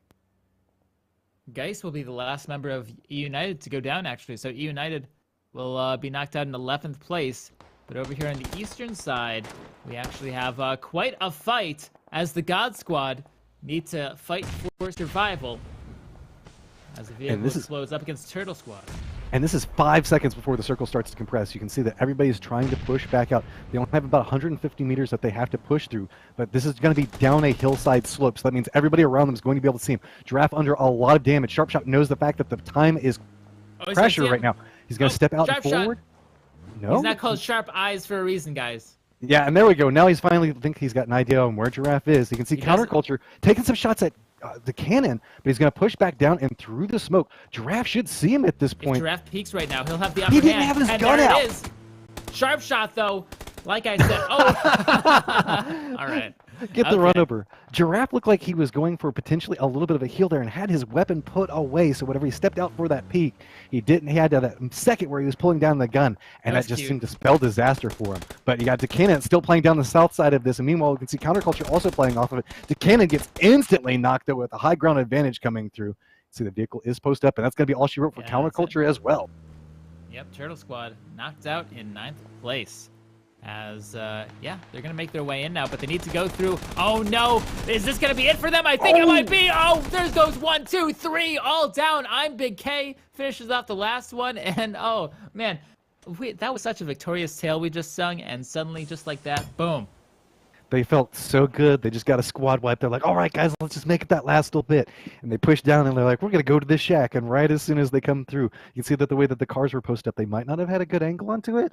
They should have surely seen that UAZ that was around the side of it. You can see that all the vehicles were kind of around the other side of it. And UAZ that's throwing a a fit. that's a danger waiting to happen right there. I'm going to be so sad if somebody dies to a vehicle exploding right there. But you can see that the res does come through. Should be fairly safe. 17 people up and alive, 6 teams all up and active. But it looks like Optic heard everything that was happening over here, and they want to be a part of it. They can see the smoke so that they know that something's happening. Naturally, there's also a collection of, what, I think 4 or 5 vehicles over there as well. Exodus does get rewarded with a very nice circle, though. They do. Yeah, that's actually quite solid. So Exodus and Optic might have a rematch here. Speaking of Optic, Hetror does spot these players by the shack.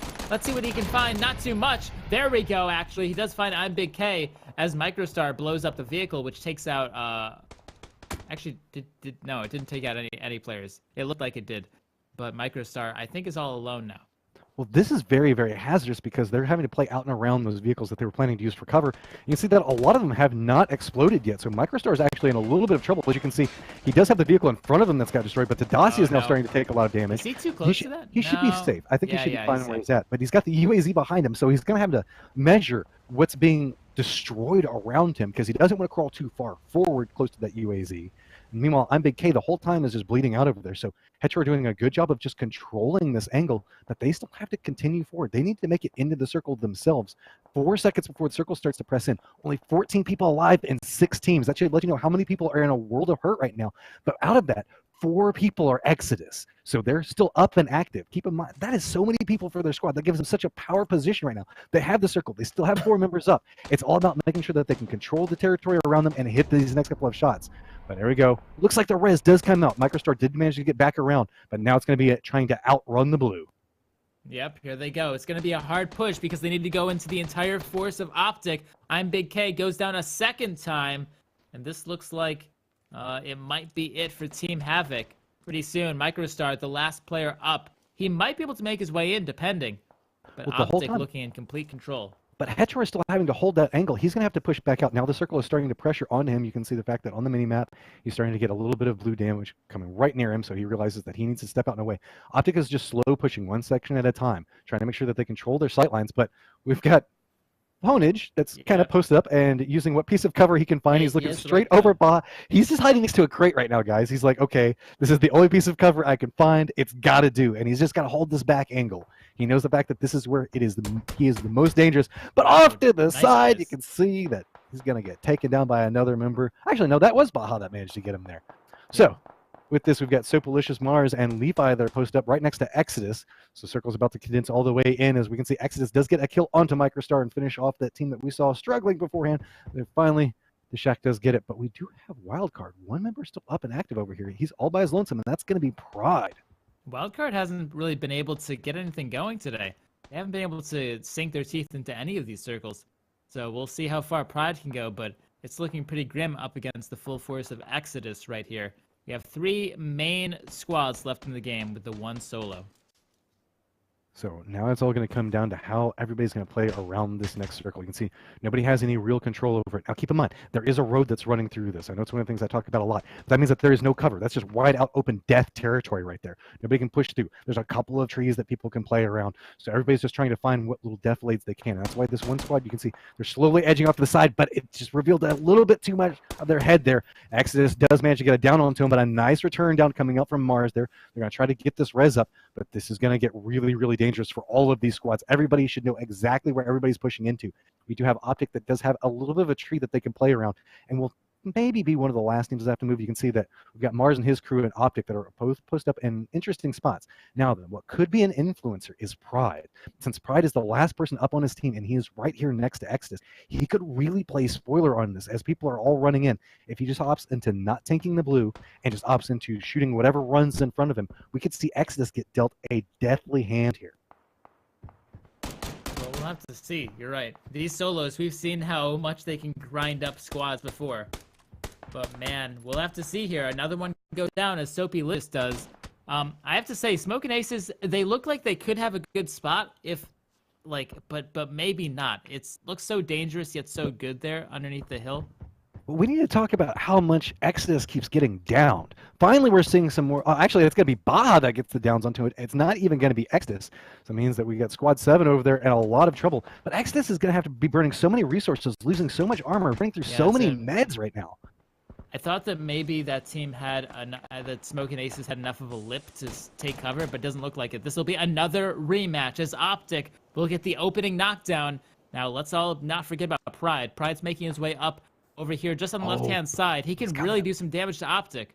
He was originally positioned up over there next to Exodus. Now he's coming right up. Look at that. He does it down onto Headshore. That's a big influencer, and now he's looking back up. He gets that down onto an Exodus member. Look at this. He's just kind of playing spoiler for both of these squads. He's going to come forward right into another Exodus member, all depending on how he plays this. He knows exactly where Optic is, so he's just trying to play the different pieces of it. Is he going to make it out into the circle? He's throwing out the grenade. Oh, is that going to connect? That could be near 17. I think it did. It landed right near his feet. Yes! Oh but it doesn't down him. It's just a lot of damage. Optic is taking so much damage due to Pride right now. We can see that off in the distance.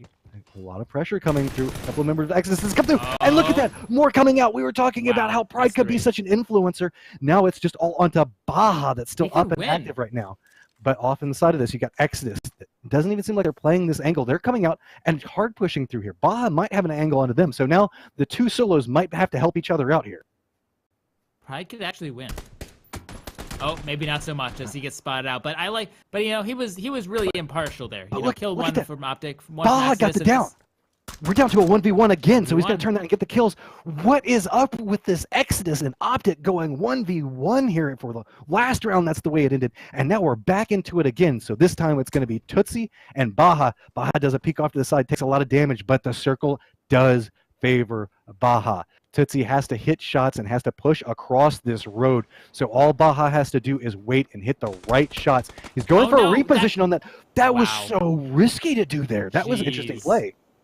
That was really close, but here we go. He's healed up. He has no helmet, but he knows exactly where Tootsie is. He lands the shots. Baja Waka looks like he's in the advantage. He's gotten the health advantage, but now he needs to go up against Tootsie in the tree. Is this grenade gonna end it all? Let's see. There's the overhand. That looked correct. Tootsie might be forced out of the tree, but no, the tree just barely blocking it.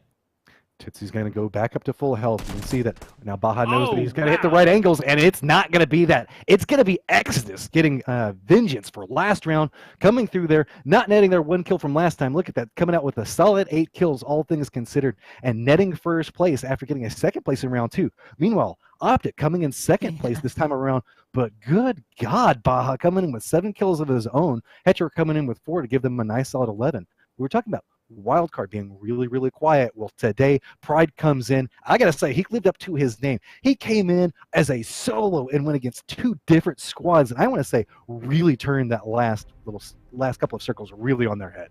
Yeah, I think, I mean, he killed 2 from Optic, and he was really a thorn in their side. And you see Optic just barely took second there. Only a couple of hit points to really differentiate that. So, yeah, I think that Pride really did change it. That was a fantastic showing from him at the end, but I think that our desk will be able to break it down even better than we can here.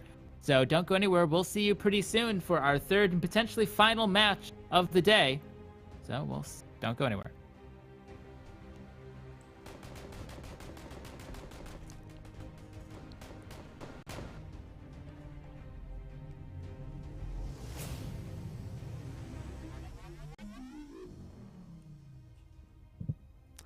Thank you once again, Skyline and Matchroom. Game number 2, a little bit of a rematch, and it goes in the other direction as Exodus finds their first win as a new roster in only their second game in PUBG Online. Now, I have to say, wow, I think. And that wow especially goes to Pride from Wildcard. And Drassel. Let me give Drassel a little shout out here, too. Drassel was last man up for Wildcard really early in this game. Well-placed frag, connects, keeps their hopes alive. Pride able to pull that into a third. Really wild stuff. Mr. Porosaurus, what'd you think of that game, man? That was actually really clutch play by Drassel there, saving Wildcard's chances and ending up helping them obviously get into that third place. But a lot of that was on Pride. Just phenomenal solo play, which you always love to see. But man, Optic and Exodus, this back and forth, this is awesome. And you know, even before early on in the game, I was already looking at both of these teams again because Optic was moving north with that circle to take the God compound that was kind of there on the coast. You know, these compounds that we've talked about before that have a lot of vision all the way around them, but they couldn't because Exodus was already there. And then so Optic then decided to go to the next best thing, which was the compound just off to the east. And both of these teams were then able to hold down those compounds for a long time, till very, very late. And I thought it was hilarious because it was pretty much a mirror of game one, where you saw Exodus take a more safe compound that still ended up being in the circle, where Optic took the one that had more sightlines, had ability to get more kills. Well, this time Exodus got to the one where they could get more sightlines and more kills earlier than Optic could, and you could see Exodus actually ended up racking up quite a few Ks because of that. But also big shout outs to Havoc as well. Havoc again finishing top 5. So this team's doing pretty damn well. Pretty damn well for a couple of teams definitely standing out. Mr. Mustache Dave, your thoughts, sir? Rematch! I love that rematch. Exodus coming in first place right there. I mean, I've just been waiting. I didn't think you were asking. I got to get these guys in here. I got to ask them. I'm proud of you. You held it all in there. Exodus. I held it. I wanted you to, say all your stuff. I disagree with everything. But Exodus, I got to get these guys in because that actually means a mass departure of people. So I have no clue what that has to do with PUBG. I would like to know. But 8 kills from them, 11 from Optic, and then 5 from Wildcard. Just the rematches are amazing here. One thing, though, that was really bothering me, with this update coming in, we're probably going to get one game. But I just want to know, are you guys going to add me on your friends list? Because you can only have 50 people. Whoa. Man. I'm talking to you. I'm talking to you guys. This is like going back to my question to you. Man. This is my top. Who's going to be on my top 5? Okay, all right. First of all, if you don't add me, I'm going to be upset. I don't mean to cause any problems, but PUBG is a game on Steam, right? Right. Okay. Why do I have a friends list on PUBG?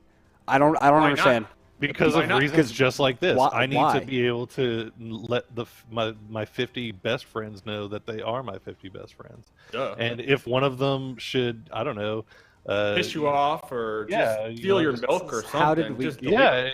Somebody tells my crush that I have a crush on her. I could just say, "Bam, you're no longer in my top 5. You're not in my friends anymore, bruh.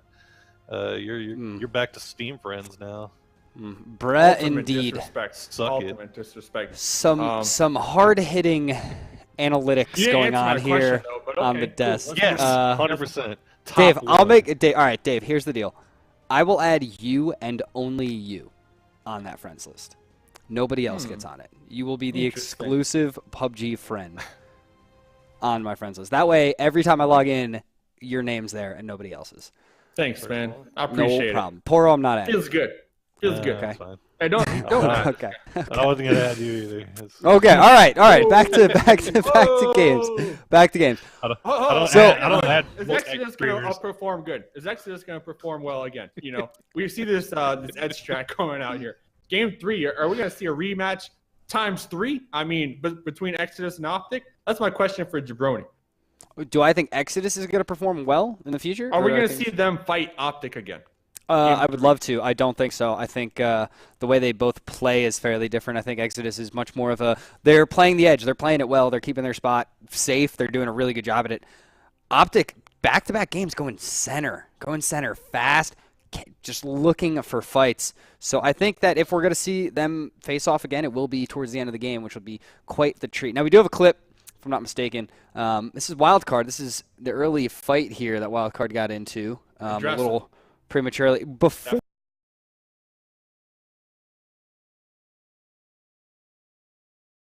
start of this fight, and that is the headshot from, wow, that was fast. That was in and out. I like that. What a replay. Phenomenal. Yeah, just bang him. All right, cool.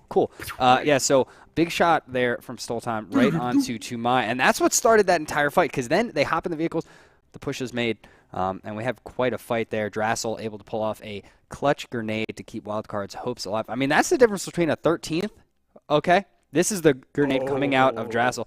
This is the difference between finishing 13th and finishing 3rd. This frag right here, Hana Karjala and Disciple.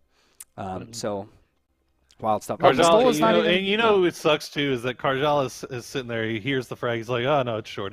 I heard it hit," and then this just. Yep. Gravity happened. Some wild stuff. How that works. All right, serious note though. Oh my Your God. guys' opinion. No, this is serious. This is so serious. Okay. Okay. If you were in Baja's shoes there, in the circle, would you have pushed from that tree to that rock? Yes. Serious. Yes. Yes. Why though? I love the play to push to the rock. I love the play. He still had the smoke reason going. He still had smoke going. Something very important on the push to the rock is you're not peeking left and right on the rock. You have other options, and you can back off and get vision over the rock or to the side or something like that. And I think that's what Baja's going for. He's looking for more of a play where he doesn't have to peek right there, and he could just, watch the same location over and over. So I'm not 100% sure if that's what was going through his mind, but I don't mind the play because most of the time you're not dying during this run. This is a really good shot coming out of Tootsie that put him in a lot of danger. But most of the time, you're surviving. That's not a far run. I like the play to the rock. It gives you a much more playable cover. Wider, first of all, and you don't have to just peek in smaller areas. You can use the top of it as well. So I'll defend Baja on that trip. I think it was the right choice. Also don't want to give up the rock. Yeah. If you don't take the rock, what's to stop him from taking the rock? If he gets the rock and you're at the tree, you're in trouble. Yeah, true. That's a very, very good point. But Baja, 2 games coming out of Baja so far. Okay? 14 kills. Guy's a beast. 14 kills on Baja just in these 2 games. So really good stuff out of him so far. But I think that game, the reason Optic's not in first place there, it all comes down to pride from Wildcard. That's the second time today that we saw a solo in a 1v2v3 or 1v3v3 situation or 1v4v2, it was during EU, deciding, no, we're not snaking for second place. We're standing up, we're fighting, and we're trying to win the game. And it creates some wild stuff, and Pride, flipped that game on its head, even though he only ended up with 3rd. It was a great job by them. And, I got to give him props, too. A lot of players deserving a lot of props, and Tootsie as well, which I think is the most important because he won the game. And that's what it comes down to. Exodus, I'm sorry. You won. Congratulations. Very well done. A second and a first place with this roster. Tootsie winning the 1v1, which is so important. Don't forget, Tootsie was the one that took a fantastic boat ride on the northern coast there at the very beginning of the game, too. Also very important. Had his game postponed. The beginning of his game postponed a little bit there. But, and you asked if we'll see Exodus and Optic fighting again. Yeah, obviously, it depends on the circles, all that stuff. But it seems like these guys kind of have similar thoughts in mind as to where to go. It's not necessarily, and I kind of disagree with you a little bit, Jabroni, that I don't think they're necessarily going. Fine, whatever. But I don't think they're going directly for center. I think they're going for strong places to hold, like strong. These strong areas where they can get these lines of sight to get kills, because unfortunately, fortunately, unfortunately, depending on how you look at it, with battle royale games right now, it's not just about how you place; it's about how many kills you get while doing it. So you can put yourself in the safest position to make a late game, but if you don't get any kills, you're just going to get passed over by the teams that go out there and play really aggressively. So Optic, I think, is intentionally trying to take these positions where they can still maintain a little bit of safety, but can also play really aggressively from. So I'm interested to see if this keeps up for them. But through 2 games, they've looked pretty dominant. Yeah, absolutely. And I don't know what it is, man, but every now and then they show up and they're just out of control. Optic is just a violent force some nights. And I think tonight we're seeing it again. So I wouldn't be surprised. It's not a one or, just a one-game thing normally. It's the whole night running, just completely destroying. And I wouldn't be surprised to see that moving forward. Now, we had a few teams there that haven't had their best night so far. Totality, we haven't seen much out of them. They had a couple. I mean, that was a tough circle. This was another tough circle that went decisively west. And they were on the eastern side, so a tough push for them, especially when you have Optic holding down that eastern side. On top of that, Smoking Aces actually grabbing a fourth there, so I think that's very important for them. I think that's a huge game for them. They really need to get those top 5 finishes as soon as possible. And the God Squad a 4th and an 8th, I still think that they're kind of teetering, top 5, top 10, as long as you're kind of maintaining after a huge night that they had the other week. I wouldn't be surprised to see God Squad come out and pull us together. They had a little bit of a snafu in that game, but mistakes can be made by all, I could say. So it is what it is now. That was a big one. Dave, that was a pretty big mistake. One more game before this update. Biggest one. One more game before this update. Who is it going to be? Okay, are we sticking with Exodus after their win, or are we going with Optic after the game 1 win? Dave. Whoa! Wild card! That was not an option. Poor source. United. Also not an option. Okay, so I'm going to go ahead and go with Exodus. It's a big night for them. I think they're going to pull it off. Let's hop into game number 3 right now with Matchroom and Skyline.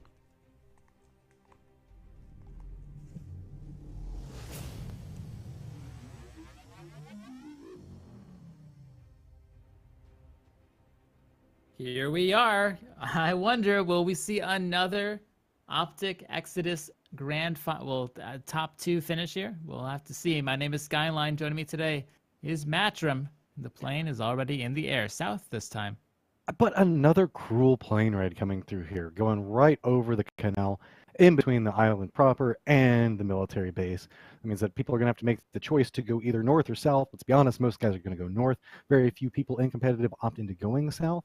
But this might force a couple more teams to really consider it. But it looks like it's going to be Pistola time, Little Prodigy, Sharpshot. Actually, looks like we might have a contest. Is that 5 different people or 4?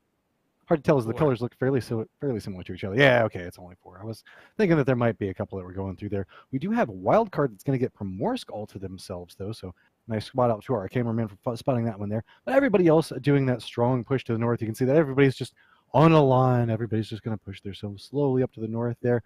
We're going to get military base. Looks like we're going to have somebody go to the Milta Power and a Milta Factory, potentially, as you can see that Fuzzy and Major are going that way. Matthew looks like he pulls off of Milta Power, continuing on with the rest of his friends on their trek to the north.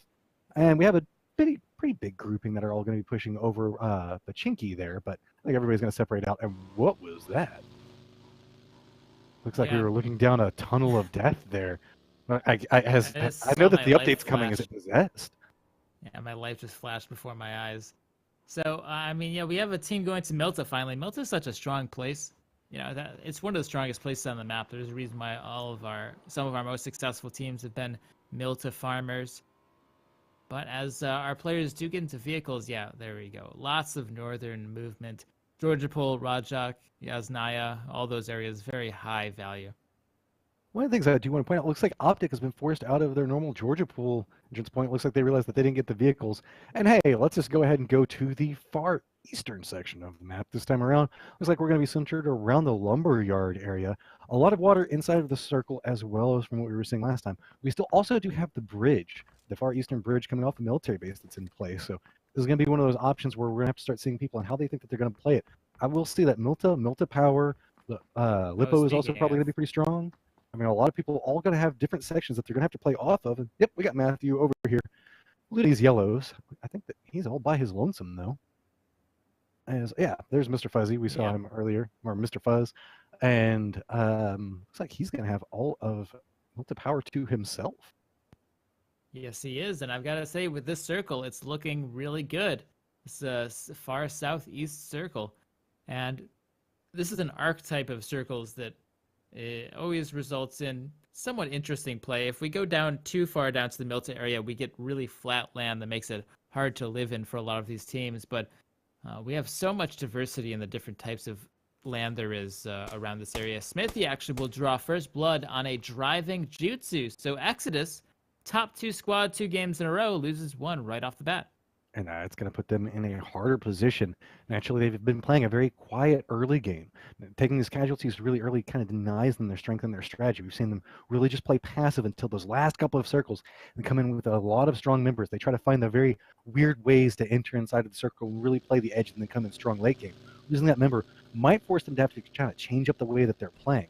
Now, one thing we do have to say is Murder's Plush Toys, those are guys over in the multi-power area, they do have a lot of control over this upcoming circle. It's going to be interesting to see how other teams opt into playing around that. Naturally, we do have the Lumberyard that's part of this. Nobody likes to go to Crater because you're essentially putting yourself into like a little death camp down there as everybody can just get on the high ground around you. So see E United moving in quickly. They're going to get a little bit of loot out of it and probably move out. It's always better to play the upper areas around there.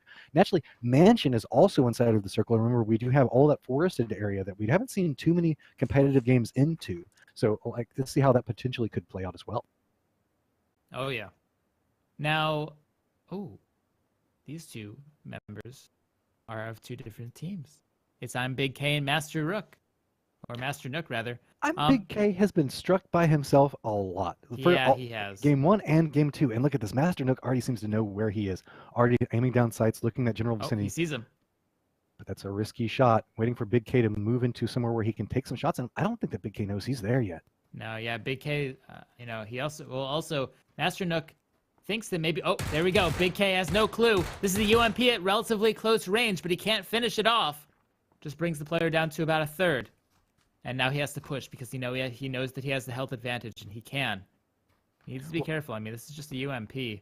I like this. He's playing around different doors. He does have the M16. He's trying to make sure that he doesn't come through. Naturally, somebody can just vault in through the sides. I think that's what I'm Big K leaned into. It was a smart call coming out from Master Nook. He didn't want to push that too aggressively because there were several different paths that Big K could have taken.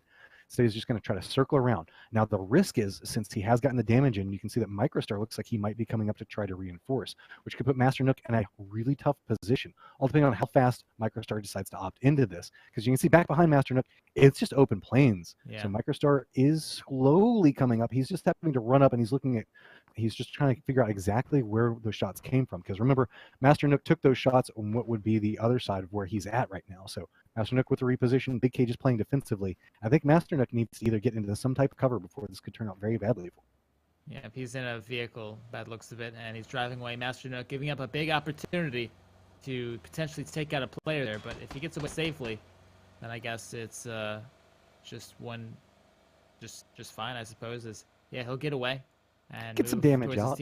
Force him to burn some meds and stuff like that. There's some benefits to it. Naturally, everybody would like to see the down. And the tree! Whoops. I saw that one coming, rolling No. down. Master Nook manages to keep it upright, though. So I think he was kind of looking a different direction as he cut that airtime and slammed into the tree there. And see that with the separation out, look at this. We do see that Optic is separated out fairly sporadically off over on this west side. And you can see that 17 is now caught over there with Exodus. Are we going to get a rush? We've been seeing Optic and Exodus coming at each other very late in the game, but they're actually kind of positioned near each other. Looks like 17 is aware that somebody's out and around him, but he's got a choice. He can either push out down towards Primorsk or he can push up north. He doesn't have a vehicle or anything, so he's just on foot 13 seconds before the circle pops, and he has to cross the entirety of the circle. Yeah, he was looking for one on this road, but there won't be any to bless him here. So he'll have to just eventually make his way up northeast. Maybe someone else on his team can come pick him up, but Quarry is a hard obstacle to drive around, so he might just take the long run. Well, we're coming over here with the other part of his team. Looks like they're running down to his general vicinity as they don't have a vehicle themselves. You mind, First Circle isn't necessarily the meanest. We might see a couple of people have to tank a section of it. But the problem with it is how much real estate do you end up giving? And Inhuman a little bit of trouble here. He's a lot of EU United taking shots at him. Looks like he does manage to make it around the lumberyard area fairly safely, playing in and out through these little dips and dives as he's driving through. But it seems like every angle he tries to push through, he's just getting shot from. As we can see, Murderous Plush Toys has pushed forward, and that's going to force Inhuman and Modelo into playing a rock face very early in the game. Yeah, these rocks are going to be pretty hard for anyone to push at this stage, however. So they should be fine for now. So when we have a circle like this, none of our players really know where it's going to go yet. Of course, we don't know where it's going to go yet, but all of these types of compounds are relatively strong. A vehicle is really crucial in this type of circle, where you have very large stretches of nothingness, right? Yeah, and That's kind of the risky part with it, and specifically in this area. On the northern area, you can see that nobody's opting into around mansion, prison, warehouse, bunkers in that general vicinity, or shelter, whatever you want to call it, because that is a lot of wide open, flat terrain. Everybody's trying to center up a little bit inside of this area. The risk comes into if you end up with no circle, like if you go into that area up there and the circle does not favor you and you have to transition, that's a lot of trouble. Terrell looks like he saw something, I guess, was taking a couple of shots at it. Oh yeah, back off in the distance you can see, but just going to opt into going out of here, so going out and away. Now, the big question that's going to, what everybody's thinking right now is, where do we think that the next circle is going to position it? Because we do have a lot of water inside of this. We still have a little bit of military base island into it. No, this is where you can end up being a little circle baited, because everybody's going to think that, okay, sure, it's going to stay on the big part of Orangel, not go back down towards military. But there is a chance that it could end up around the bridge and in those general vicinities. So with all these people that are going towards this northern section, they're kind of putting their hopes and dreams into the fact that it's not going to be more south. Specifically, if we end up with, I don't know, it being around military, we might end up with more water in there, and that could definitely be an influencer. Oh, wow. But speaking of influencers, look at this coming over here as a lot of shots come out, and that's going to be a kill onto Inhuman. Remember, they were pushing off over there next to the rock, trying to come up next to the Lumberyard, and they took a lot of damage. Also, we do see that Wildcard got a couple of kills off that. Optic and Wildcard elsewhere on the map, I think that they traded like 2 or 3 downs with each other over here. As who even came out on top? Yeah, it was Wildcard who came out on top of that. It was a 3v2 by the looks of it. And you can see that the reses are going to come out now, but that's going to be all she wrote for Hypoc and Hetror. That's going to put 17. Remember, our guy on foot beforehand. Just going to finish off these kills, get a couple of pieces of loot. Here comes the circle. Going to get the reses off. Shouldn't be too big of a problem. That was so close, though. That was a 4 versus 2. And Optic almost took out all of Wildcard with just 2 members. Yeah, if they would have been a little bit more grouped there, that could have been a totally different fight. See, 17's just like, no, please let me shoot you. I need your vehicle. Your car. I just want your car. I don't even want to kill you. Please, just go. And he just can't quite connect the shots. So looks like he's going to continue on his trek. But he actually does have another member of Exodus coming up back behind him.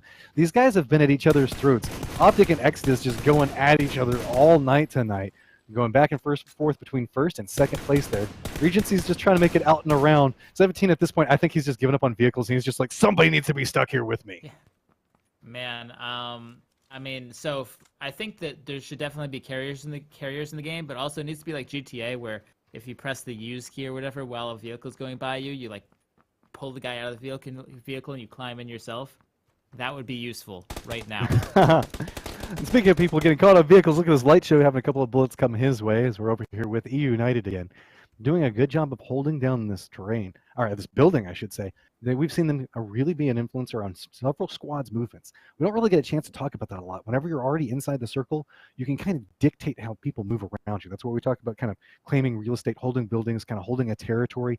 You want to force everybody out and away from you. And E United is doing such a good job on that. As everybody is trying to move into that centralized area around Lumberyard and Prison, you can see that E United just keeps forcing everybody out and away from them and on very awkward paths. And that's where we saw a couple of downs coming out and a couple of kills a second ago for another squad. Oh, yeah. Now, we have the circle. It's about to update. This is an important one, a very important one. And this will really determine where we go for the mid-game, because we have a lot of water in that. I want to say something. Look, I'm Aussie. He isn't by himself. Last 2 games we saw him kind of off, doing his own thing. He's with the rest of Team Gates this time around, so he does have something coming through. And looks like it's just going to keep centering up here. So our guy has a military base that went with that gambler. Now going to have to push up and across. Check 6 is already on the move, though. We still have a lot of Milta in play. We still have Milta Factory as well. We have a lot of interesting points that we could see the ending game play out here. United needs to be careful. That's not a safe. That's not a very safe spot, as you can see. Well, remember, they have 2 members on the other side of this hill that they're on right now. Tony with some nice shots, getting it down on that. But that's going to be really important. Yeah, he's got to figure out a way to get out of this. Let's be honest, at this point, Vegas is just in trouble. But they are inside the circles. He's going to take this opportunity. He knows he's got the down. Is he going to drive over there and try to use the vehicle for a res, or is he just going to pull out and away? He knows that he's outnumbered in this situation. He doesn't have any friends. Yeah, he's just got to cut this and go, and he realizes. Here are all the bullets bouncing off of his vehicle. He knows he's going to have to come up this hillside. That was an interesting way to play that out. And it looks like he's opted into coming over there and trying to save his friend. Pulling up right next to him. Look at this. The vehicle explosion kills him. Betrayal, Tony. We saw what you were trying to do, but with that, you're going to go down as well. Shots ring out underneath of the tires to take down Tony. That was a friend right there trying to protect his friend, but that's going to be a detriment to E United. Yep, E United losing 2 crucial players right there. The crates, they look nice and colorful, but man, they're pretty rough, depending, especially if there's a group over there. Look at that shot from Tony. Boom. See ya. What I'm curious, though, is why E United is playing 2 different pieces right now. They're on complete opposite sides of the hill for this. And Tony thought he had the angle for it, was trying to pull forward, but you can see Squad 12, they were just positioned up in multiple angles and could just kind of go after him. Microstar continuing his trek across all the random places. Remember, we saw him moving earlier. So looks like he's opting into getting a little bit of health. Everybody's kind of on their way into the circle. Totality now under fire as they're trying to come through. Microstar taking some long-range shots, not really connecting with Smithy, but connecting a little bit onto the vehicle from what it looked like there. But Smithy's going to have to pull out and away. A lot of people are opting to come across this northern part of the circle here. You can see Totality already dropped out. Define Legit, Microstar, the rest of his team are now going to be running in to the other part of the squad while they were taking shots at Smithy. That slowed them down for a bit. Now is the rest of Totality going to turn? Purdy's playing the top of this building, but he's looking the wrong direction on this. Finally does see them, but is he going to opt in to take shots? That's too close. You got to take shots at that. Yeah, got to take shots, but still very difficult up against vehicles that are a reasonable distance here. So Purdy might land one. He does. He lands one to the shoulder or something, but that's all. Yeah, it's going to allow Smithy to come meet up with the rest of his friends. Now, keep in mind here, we do have the rest of Team Havoc that's going to be pushing through multiple locations. Not quite sure. Did we see a reposition coming out? We can see that we do have Define Legit that's already posted up. Yeah, Silky Meat and the rest of meme enthusiasts have repositioned. Remember, they were on that cliffside earlier where they got the down on 2 E United members. They moved down into the buildings there. Looks like Prodigy and the rest of his guys have gone through there. 17 finally found himself a vehicle. It's going to be a boat of all things, though. So got himself a boat, truck it across the blue, well, on the blue ocean. Going to be coming up and through. We can see that Ron Paul, Sopalicious, and the rest of his team, they still have to push back down. Everybody really didn't have to move too much inside the circle, so everybody's just throwing buildings back and forth from different cover pieces, trying to get some downs. And look at that shot from 100 rounds through the Play-Doh building, but does manage to get the kill there as the texture's loaded through. Jeez. Gets the down, I should say. Yeah, he gets the down. That's the snipers always get a bad rap here in squads because you can just res people from a distance like that. But still, 100 rounds, he's showing that he just needs one. Not a 100 rounds, just a one. He needs to change himself to 1 round. 1 round, yeah. And there we go. With that, we're going to stop bad jokes for all of, I don't know, 20 or 30 seconds, because that's what we always got to lean back into. We can see that got a little bit of a neighborhood starting to show up there where everybody's kind of populating through. Looking out and around, we're really just going to be waiting for the next reposition of the circle to come through, which should happen in just a couple of seconds. Actually, yes, Sopalicious and his team in a lot of trouble as they came in very late to the circle with a lot of blue damage that's ticking onto him. You can see Levi's already been down. We're sitting over here on Sopalicious. Ron Paul's over there next to him. They have to push their way into Totality, who's already posted up in front of them. Yeah, I mean, I don't know if they can get up. They really big to get up Levi here, but I don't know if they can. Here comes the smoke. Purdy, though, he's moving down the hill. Yeah, he's positioned right on the edge of that circle, waiting for somebody to come through. See that he knows that something's going to be going through there. Firing up a couple of bullets there. I don't even know if he can make it over there. Nope. Purdy is going to get the kill onto Levi. So Policious is also going to take a lot of damage from the shots that are coming through. Blue doesn't tick too hard as of yet, but it's just an attrition war at this point. See, so Policious is just taking damage, having to med through, trying to figure out some way to make it into the circle. I don't know. He really took a beating there. Totality has full control over this area. Look at this. These guys, this squad is spread everywhere right now. They're separated all across different angles. There's no easy way for the rest of Smoking Aces to make it inside the circle. Mars is just trying to make it back down and through. Looks like they did manage to make a foothold inside the safe zone, but they still had a teammate that's out back behind them all on his lonesome. See, the next circle does populate, and it is right next to Totality. Yeah, let's take a look at the circle, actually. It's right by Prison and Lumberyard. Very interesting, very hilly. Not too many people really have to move, but you can see that everybody's going to try to push for a little bit of a centralized location. That's where a lot of shots are coming through here. See, DeCannon has already gotten knocked down, as a lot of people were already posted up around the Lumberyard area. You can see MJ Yo, the rest of Check 6 are off over there. Outlaws trying to push up and off to the side. A little bit of a long-range skirmishes. Actually, it's going to be people all around this area as they're driving up, are shooting into the backside of him. Oh, man. Look at this. Jet Life is just destroying them as he comes through. Pony is just right up in front of them, and that's going to be a full, almost a full squad wipe coming through there. You can tell that right now Turtle Squad is in a lot of trouble. Yeah, I'm not sure what they're going to do. Outlawed, the last one alive. Wildcard actually taking a tremendous amount of damage down here in the southwest. They had to hop out of their car. It was on fire. Wildcard all in one vehicle, proving difficult. Tumai very close to a head there, but they've lost one already. There's two. Can he get behind the tree? It looks like he can, but Wildcard in a very rough spot as they get de-vehicled just outside the circle. And that's going to put all the pressure on them. And look, they have to cross right into this. All their vehicles have taken so much damage at this point. They've got so many fire lines that are going to be coming their way. You can see Exodus is actually sneaking it back behind this. This is just sharp shot. Go bang the rest of everybody from God Squad. They're just posted up on this, and they're waiting for the moment that Wildcard has to push forward. Remember, this is slowly starting to take more and more damage in the blue. This is not something you want to sit through. So with this, we're going to have to see how they play this. Keep in mind, Exodus is also going to have to push forward in this angle. So we might see a little bit of a pincer coming in towards God Squad. Well, we'll have to see. God Squad has been pretty scrappy so far, but just hasn't been able to really sink their teeth into any of these leaderboards yet, and really in those top 3 positions. Exodus, they've taken casualties early on, but they're still in the game. In fact, we still have all 16 teams in the game, despite losing 12 players total.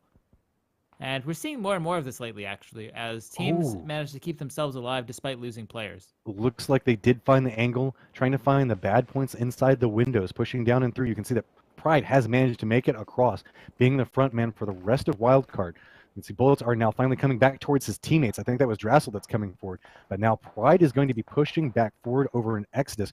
Remember, this guy caused so much damage to everybody in game 2. He's going to be walking right into what could potentially be a trap. I don't think that he's heard footsteps. He has no idea that anybody's here. He's kind of looking around. I think he's kind of realized, okay, there's not a lot of loot.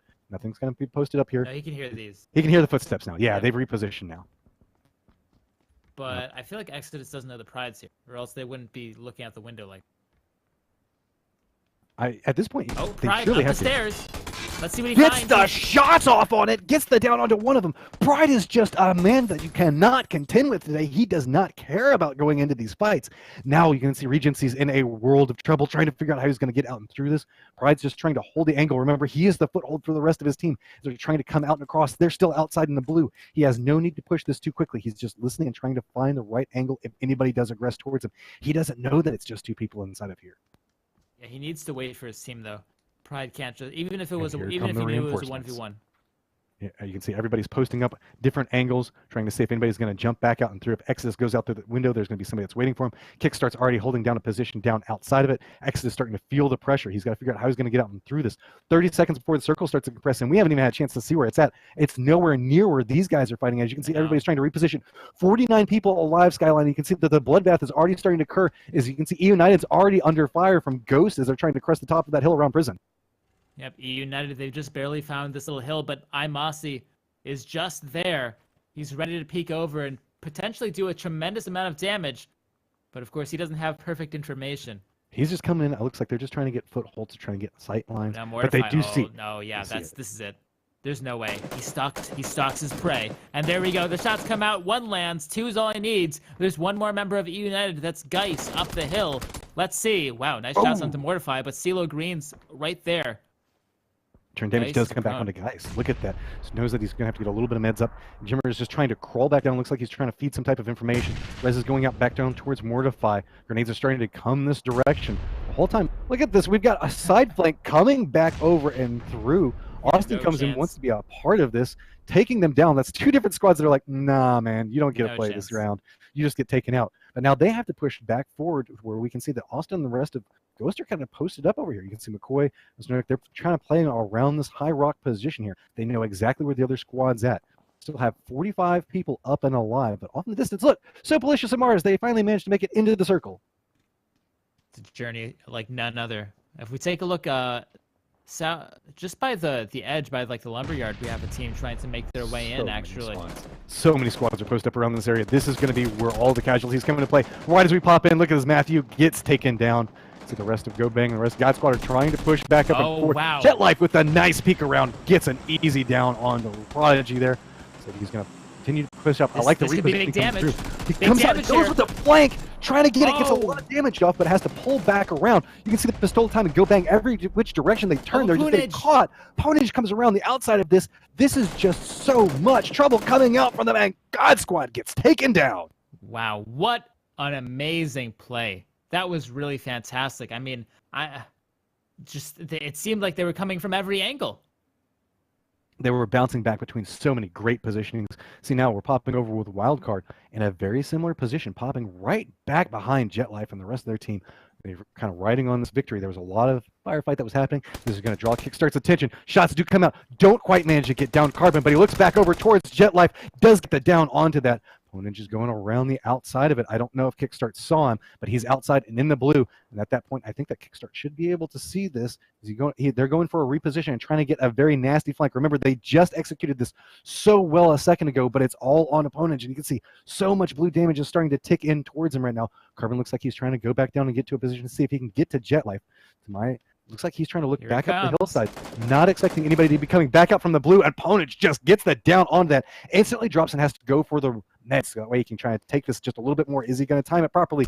Yes, he is, but bullets are now coming out from the side, and it's going to be Biz that gets the down onto him. Yeah, from way out in the distance on the east. So that's going to take a big yoke off of Wildcard right now. As Wildcard still is several, at least one or two very strong. I actually don't know if they are on Wildcard right now. They've had a rough time. I think just maybe one. Just Kickstart. Yeah, just Kickstart. I thought he had a teammate, but he died.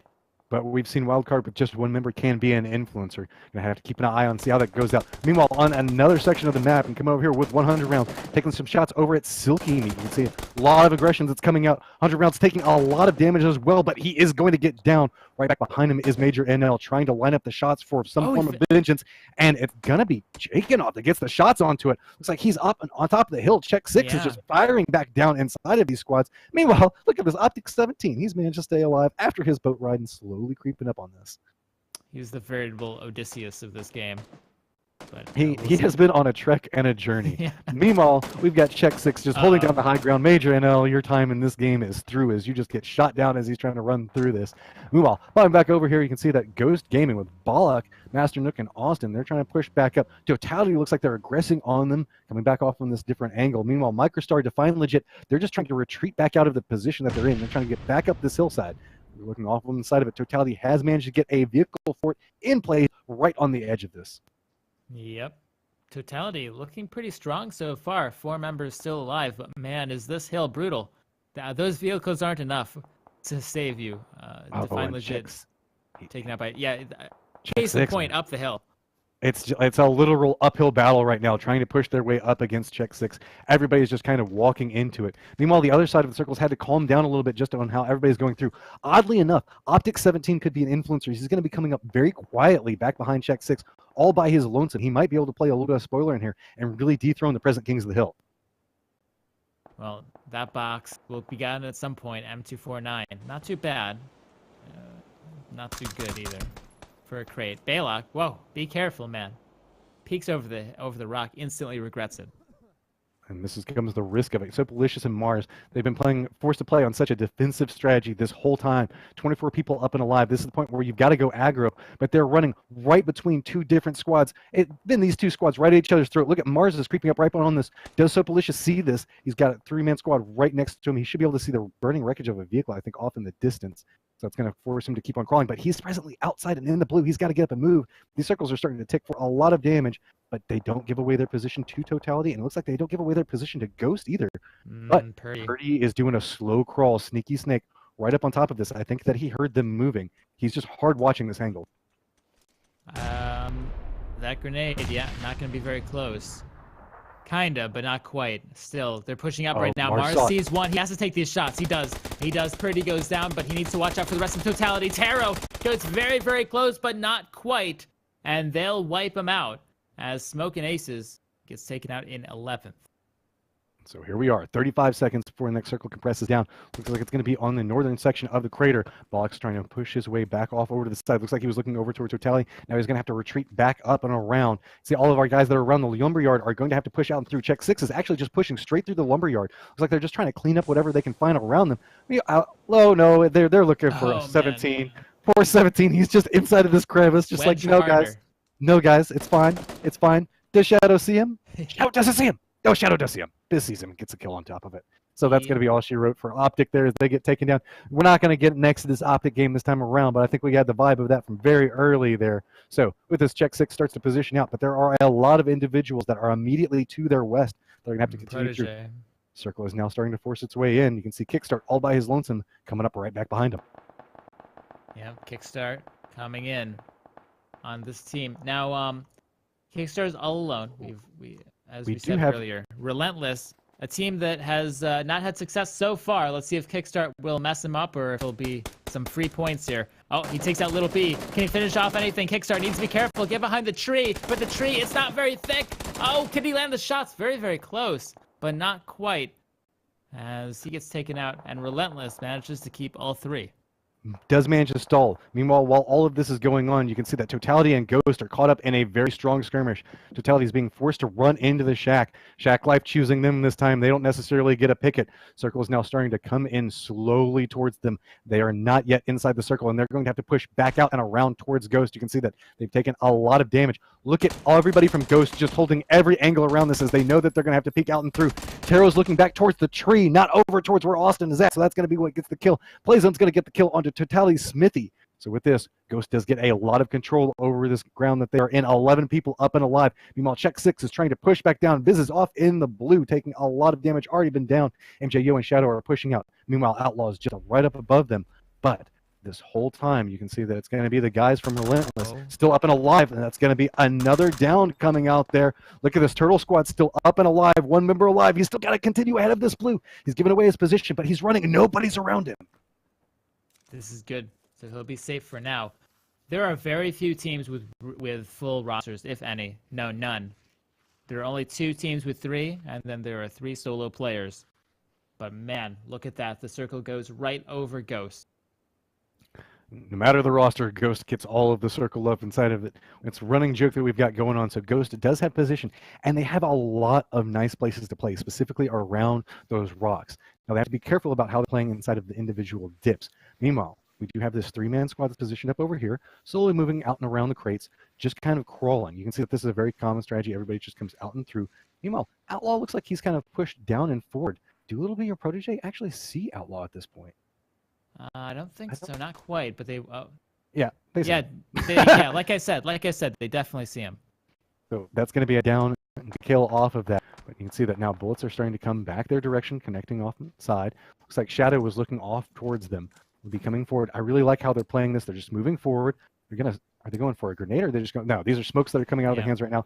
Looks like they're just trying to get some control over this little plateau here. And make sure that nobody's coming up onto them. Maybe potentially just trying to get a reposition. They know that everybody has to be down on the other side of this hill, so they're just trying to buy themselves a way to move through this. They heard where the bullets are going through, so just try to put down some level of smoke coverage so that way you can run through. Meanwhile, Shadow's already gone for a reposition.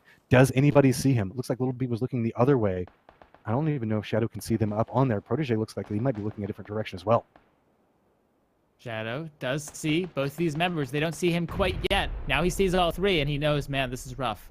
But he sees one of them go down. He knows that he doesn't necessarily have to engage into this until he's ready to. So he can play a little bit of spoiler. He's gotta take it. Does come in. Shadow takes the shot. 1, looks back over, gets 2, the second. that's it. So now it's going to be Shadow pushing forward, out and around. You can see Light Show is still up and around on the other side of it, but Ghost, 3 people up and alive, getting that res up. So it's a 3v1v1. Man, really, really insane play there. But still. Now all pressure comes onto Ghost. Look at this. Light Show's trying to slow creep up. He knows exactly where they are. He's taking so much blue damage off of this, though. He gave away his position. He knows he has to step into it. And so now with that, it's now down to 1. Everything's onto Shadow. He is caught in a 3v1. Naturally, Ghost Gaming, they can look at this and they're like, oh, we know that it's just 1 member. You can see instantly they spread out, start trying to gather information. Shadow knows that it's a 3v1. He can see how the position's coming through. He's just trying to slow crawl his way in here. But I don't know if did he see the reposition left? He's really tunneled in on Bollock right now. I don't know if he's going to see the person approaching on his left side. The moment he pulls this trigger, Master Nook is going to take the shots at him. I mean, he has to. I don't know. Yeah. And there we go. The shots do come out. Yeah, Master Nook's just going to see him. There's just no way. I mean, he was doing what he could. I was doing the calculations, but I couldn't figure it out. And so with that, we finally break what was the 1-2 streak back and forth. And now we have Ghost Gaming netting a #1 position The fair decent amount of kills there. You can see it coming out with 9, all things considered. But look at this. Check 6 coming in strong with a solid 16 things, all things considered. Right back behind them, we've got CeeLo Green, Mortify, and Light Show, and I'm Mossy coming in. I'm Mossy's been a name we've been talking about quite a bit tonight, so good to see them getting another solid positioning coming through there. Absolutely fantastic. I don't know if the server is dead yet, but if it's not, we'll have a game 4. If it is, which I don't know, I think it is dead, but we'll see. The desk people can give us all of our information, so don't go anywhere. We'll have an update from the desk in just a couple seconds.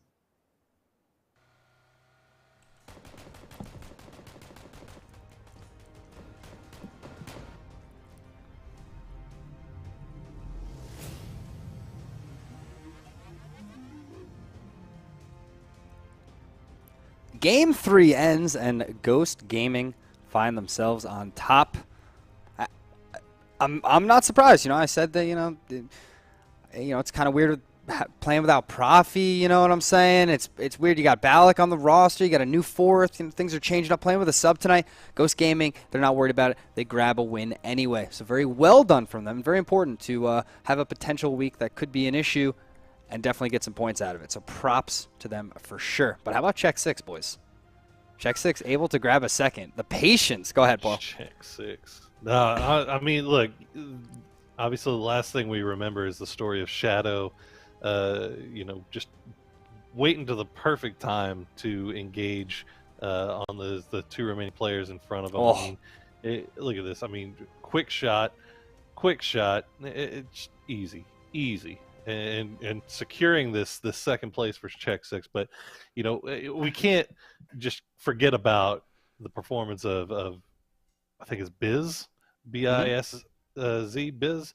I mean, that guy was fragging out from the top of that hill, putting just the hurt onto everybody. I mean, he ended up finishing off Optic, finishing off a couple of teams. Every team that was trying to approach the lumberyard from the east side basically had to go through Check 6 and had to go through Biz, and not many of them were able to do that.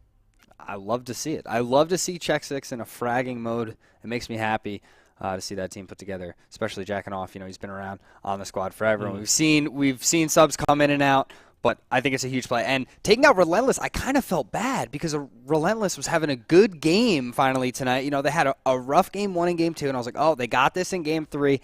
And, of course, it was them that Shadow puts the shots onto. Dave, how'd you feel about game number 3 there? Ghost Gaming grabbing a much-needed win. Yeah, I mean, I'm not going to lie like you did. I was surprised. that Ghost Gaming came in with the first place there.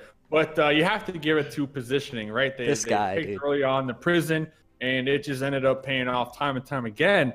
And if there was one squad to kind of throw a wrench in that plan, I want to say it would have been Totality, but they got taken out in that transition. So Ghost was just able to hang out there and just pretty much let the play zone take care of everybody. But Check 6 getting 16 kills. Team Gates coming in 3rd place and Relentless coming in 4th place. Hey, man, you were wrong again also with Exodus and Optic. That early fight. I know. I said Exodus, and they got 16th. I was wrong, and they fought early. I was wrong in every sense of the word there. Yeah. I mean, I just like the zones though that we had, the circles. It's a rough night for me. Yeah, so many possibilities for fights, and we saw it. But I mean, just add me on my friends list, on your friends list still. That's all. I will add you tonight because the good news is there is an update and it is happening right now. We cannot get back into the servers. 100% confirmed. So there will not be a game 4. That was confirmed. It for tonight, just those 3 games. It is officially confirmed. Dave just talked to PUBG Corp, and they did confirm in his little microphone. Yeah, Poo Poo Queen. She texted me, confirmed. So I'm ready to go. I'll text you later, baby girl.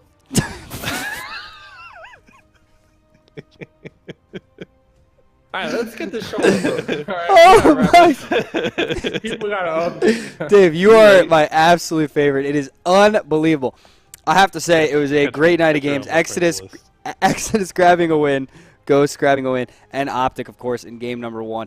Big night for all 3 of those teams. Love seeing Ghost performing the way they did in game number 3. Love seeing Optic and Exodus Exodus, I'm excited about this team now after tonight. I'm very, very excited about this team. So a lot to go. But tomorrow we do have 16 more teams. They will play 4 games right here at twitch.tv/PUBGOnline at the exact same time, which is 7 p.m. Central Time. So be sure to be back. And if you're interested in any of the EU squads, that happens at 2 p.m. Central.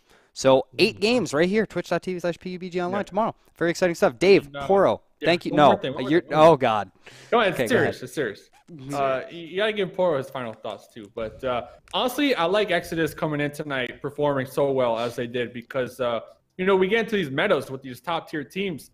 Just throwing a new squad in there just mixes things up. And tonight they definitely did that. So if I had to, say there was the MVP as in squads, I would give it to Exodus. I like what they did tonight. I'm proud of these guys. That's all. That's all I want to say. Positive. All right. That's all. I love the positive exit there. Poro, anything out of you before we get out of here? It's the same thing I said with EU. We saw a lot of really good teams playing tonight. We got a lot of really good teams playing tomorrow night, and these last couple of weeks are shaping up to be just an absolute rush for the points to try to get into these top 16. Everybody's still so close. Everybody's playing. It looks like the 2-week layoff didn't affect them at all. They're coming in just raring to go, and I love to see it. So good. Looking forward to some good PUBG tomorrow as well, and going into the final week. Absolutely. Dave, Poro, thank you guys very much for joining me on the desk once again. It was Matrim and Skyline on the cast today. Props to you, gentlemen, and thank you very much. Sap and Siffle, who are always sitting in that creepy little room over there, on the production side of all the things, then all the moderators, the viewers, and of course the players. Thank you for joining us on this wonderful Monday. We will see you again right here tomorrow for EU at 2 p.m. Central Time. Have an amazing night. Poopy Queen, call me.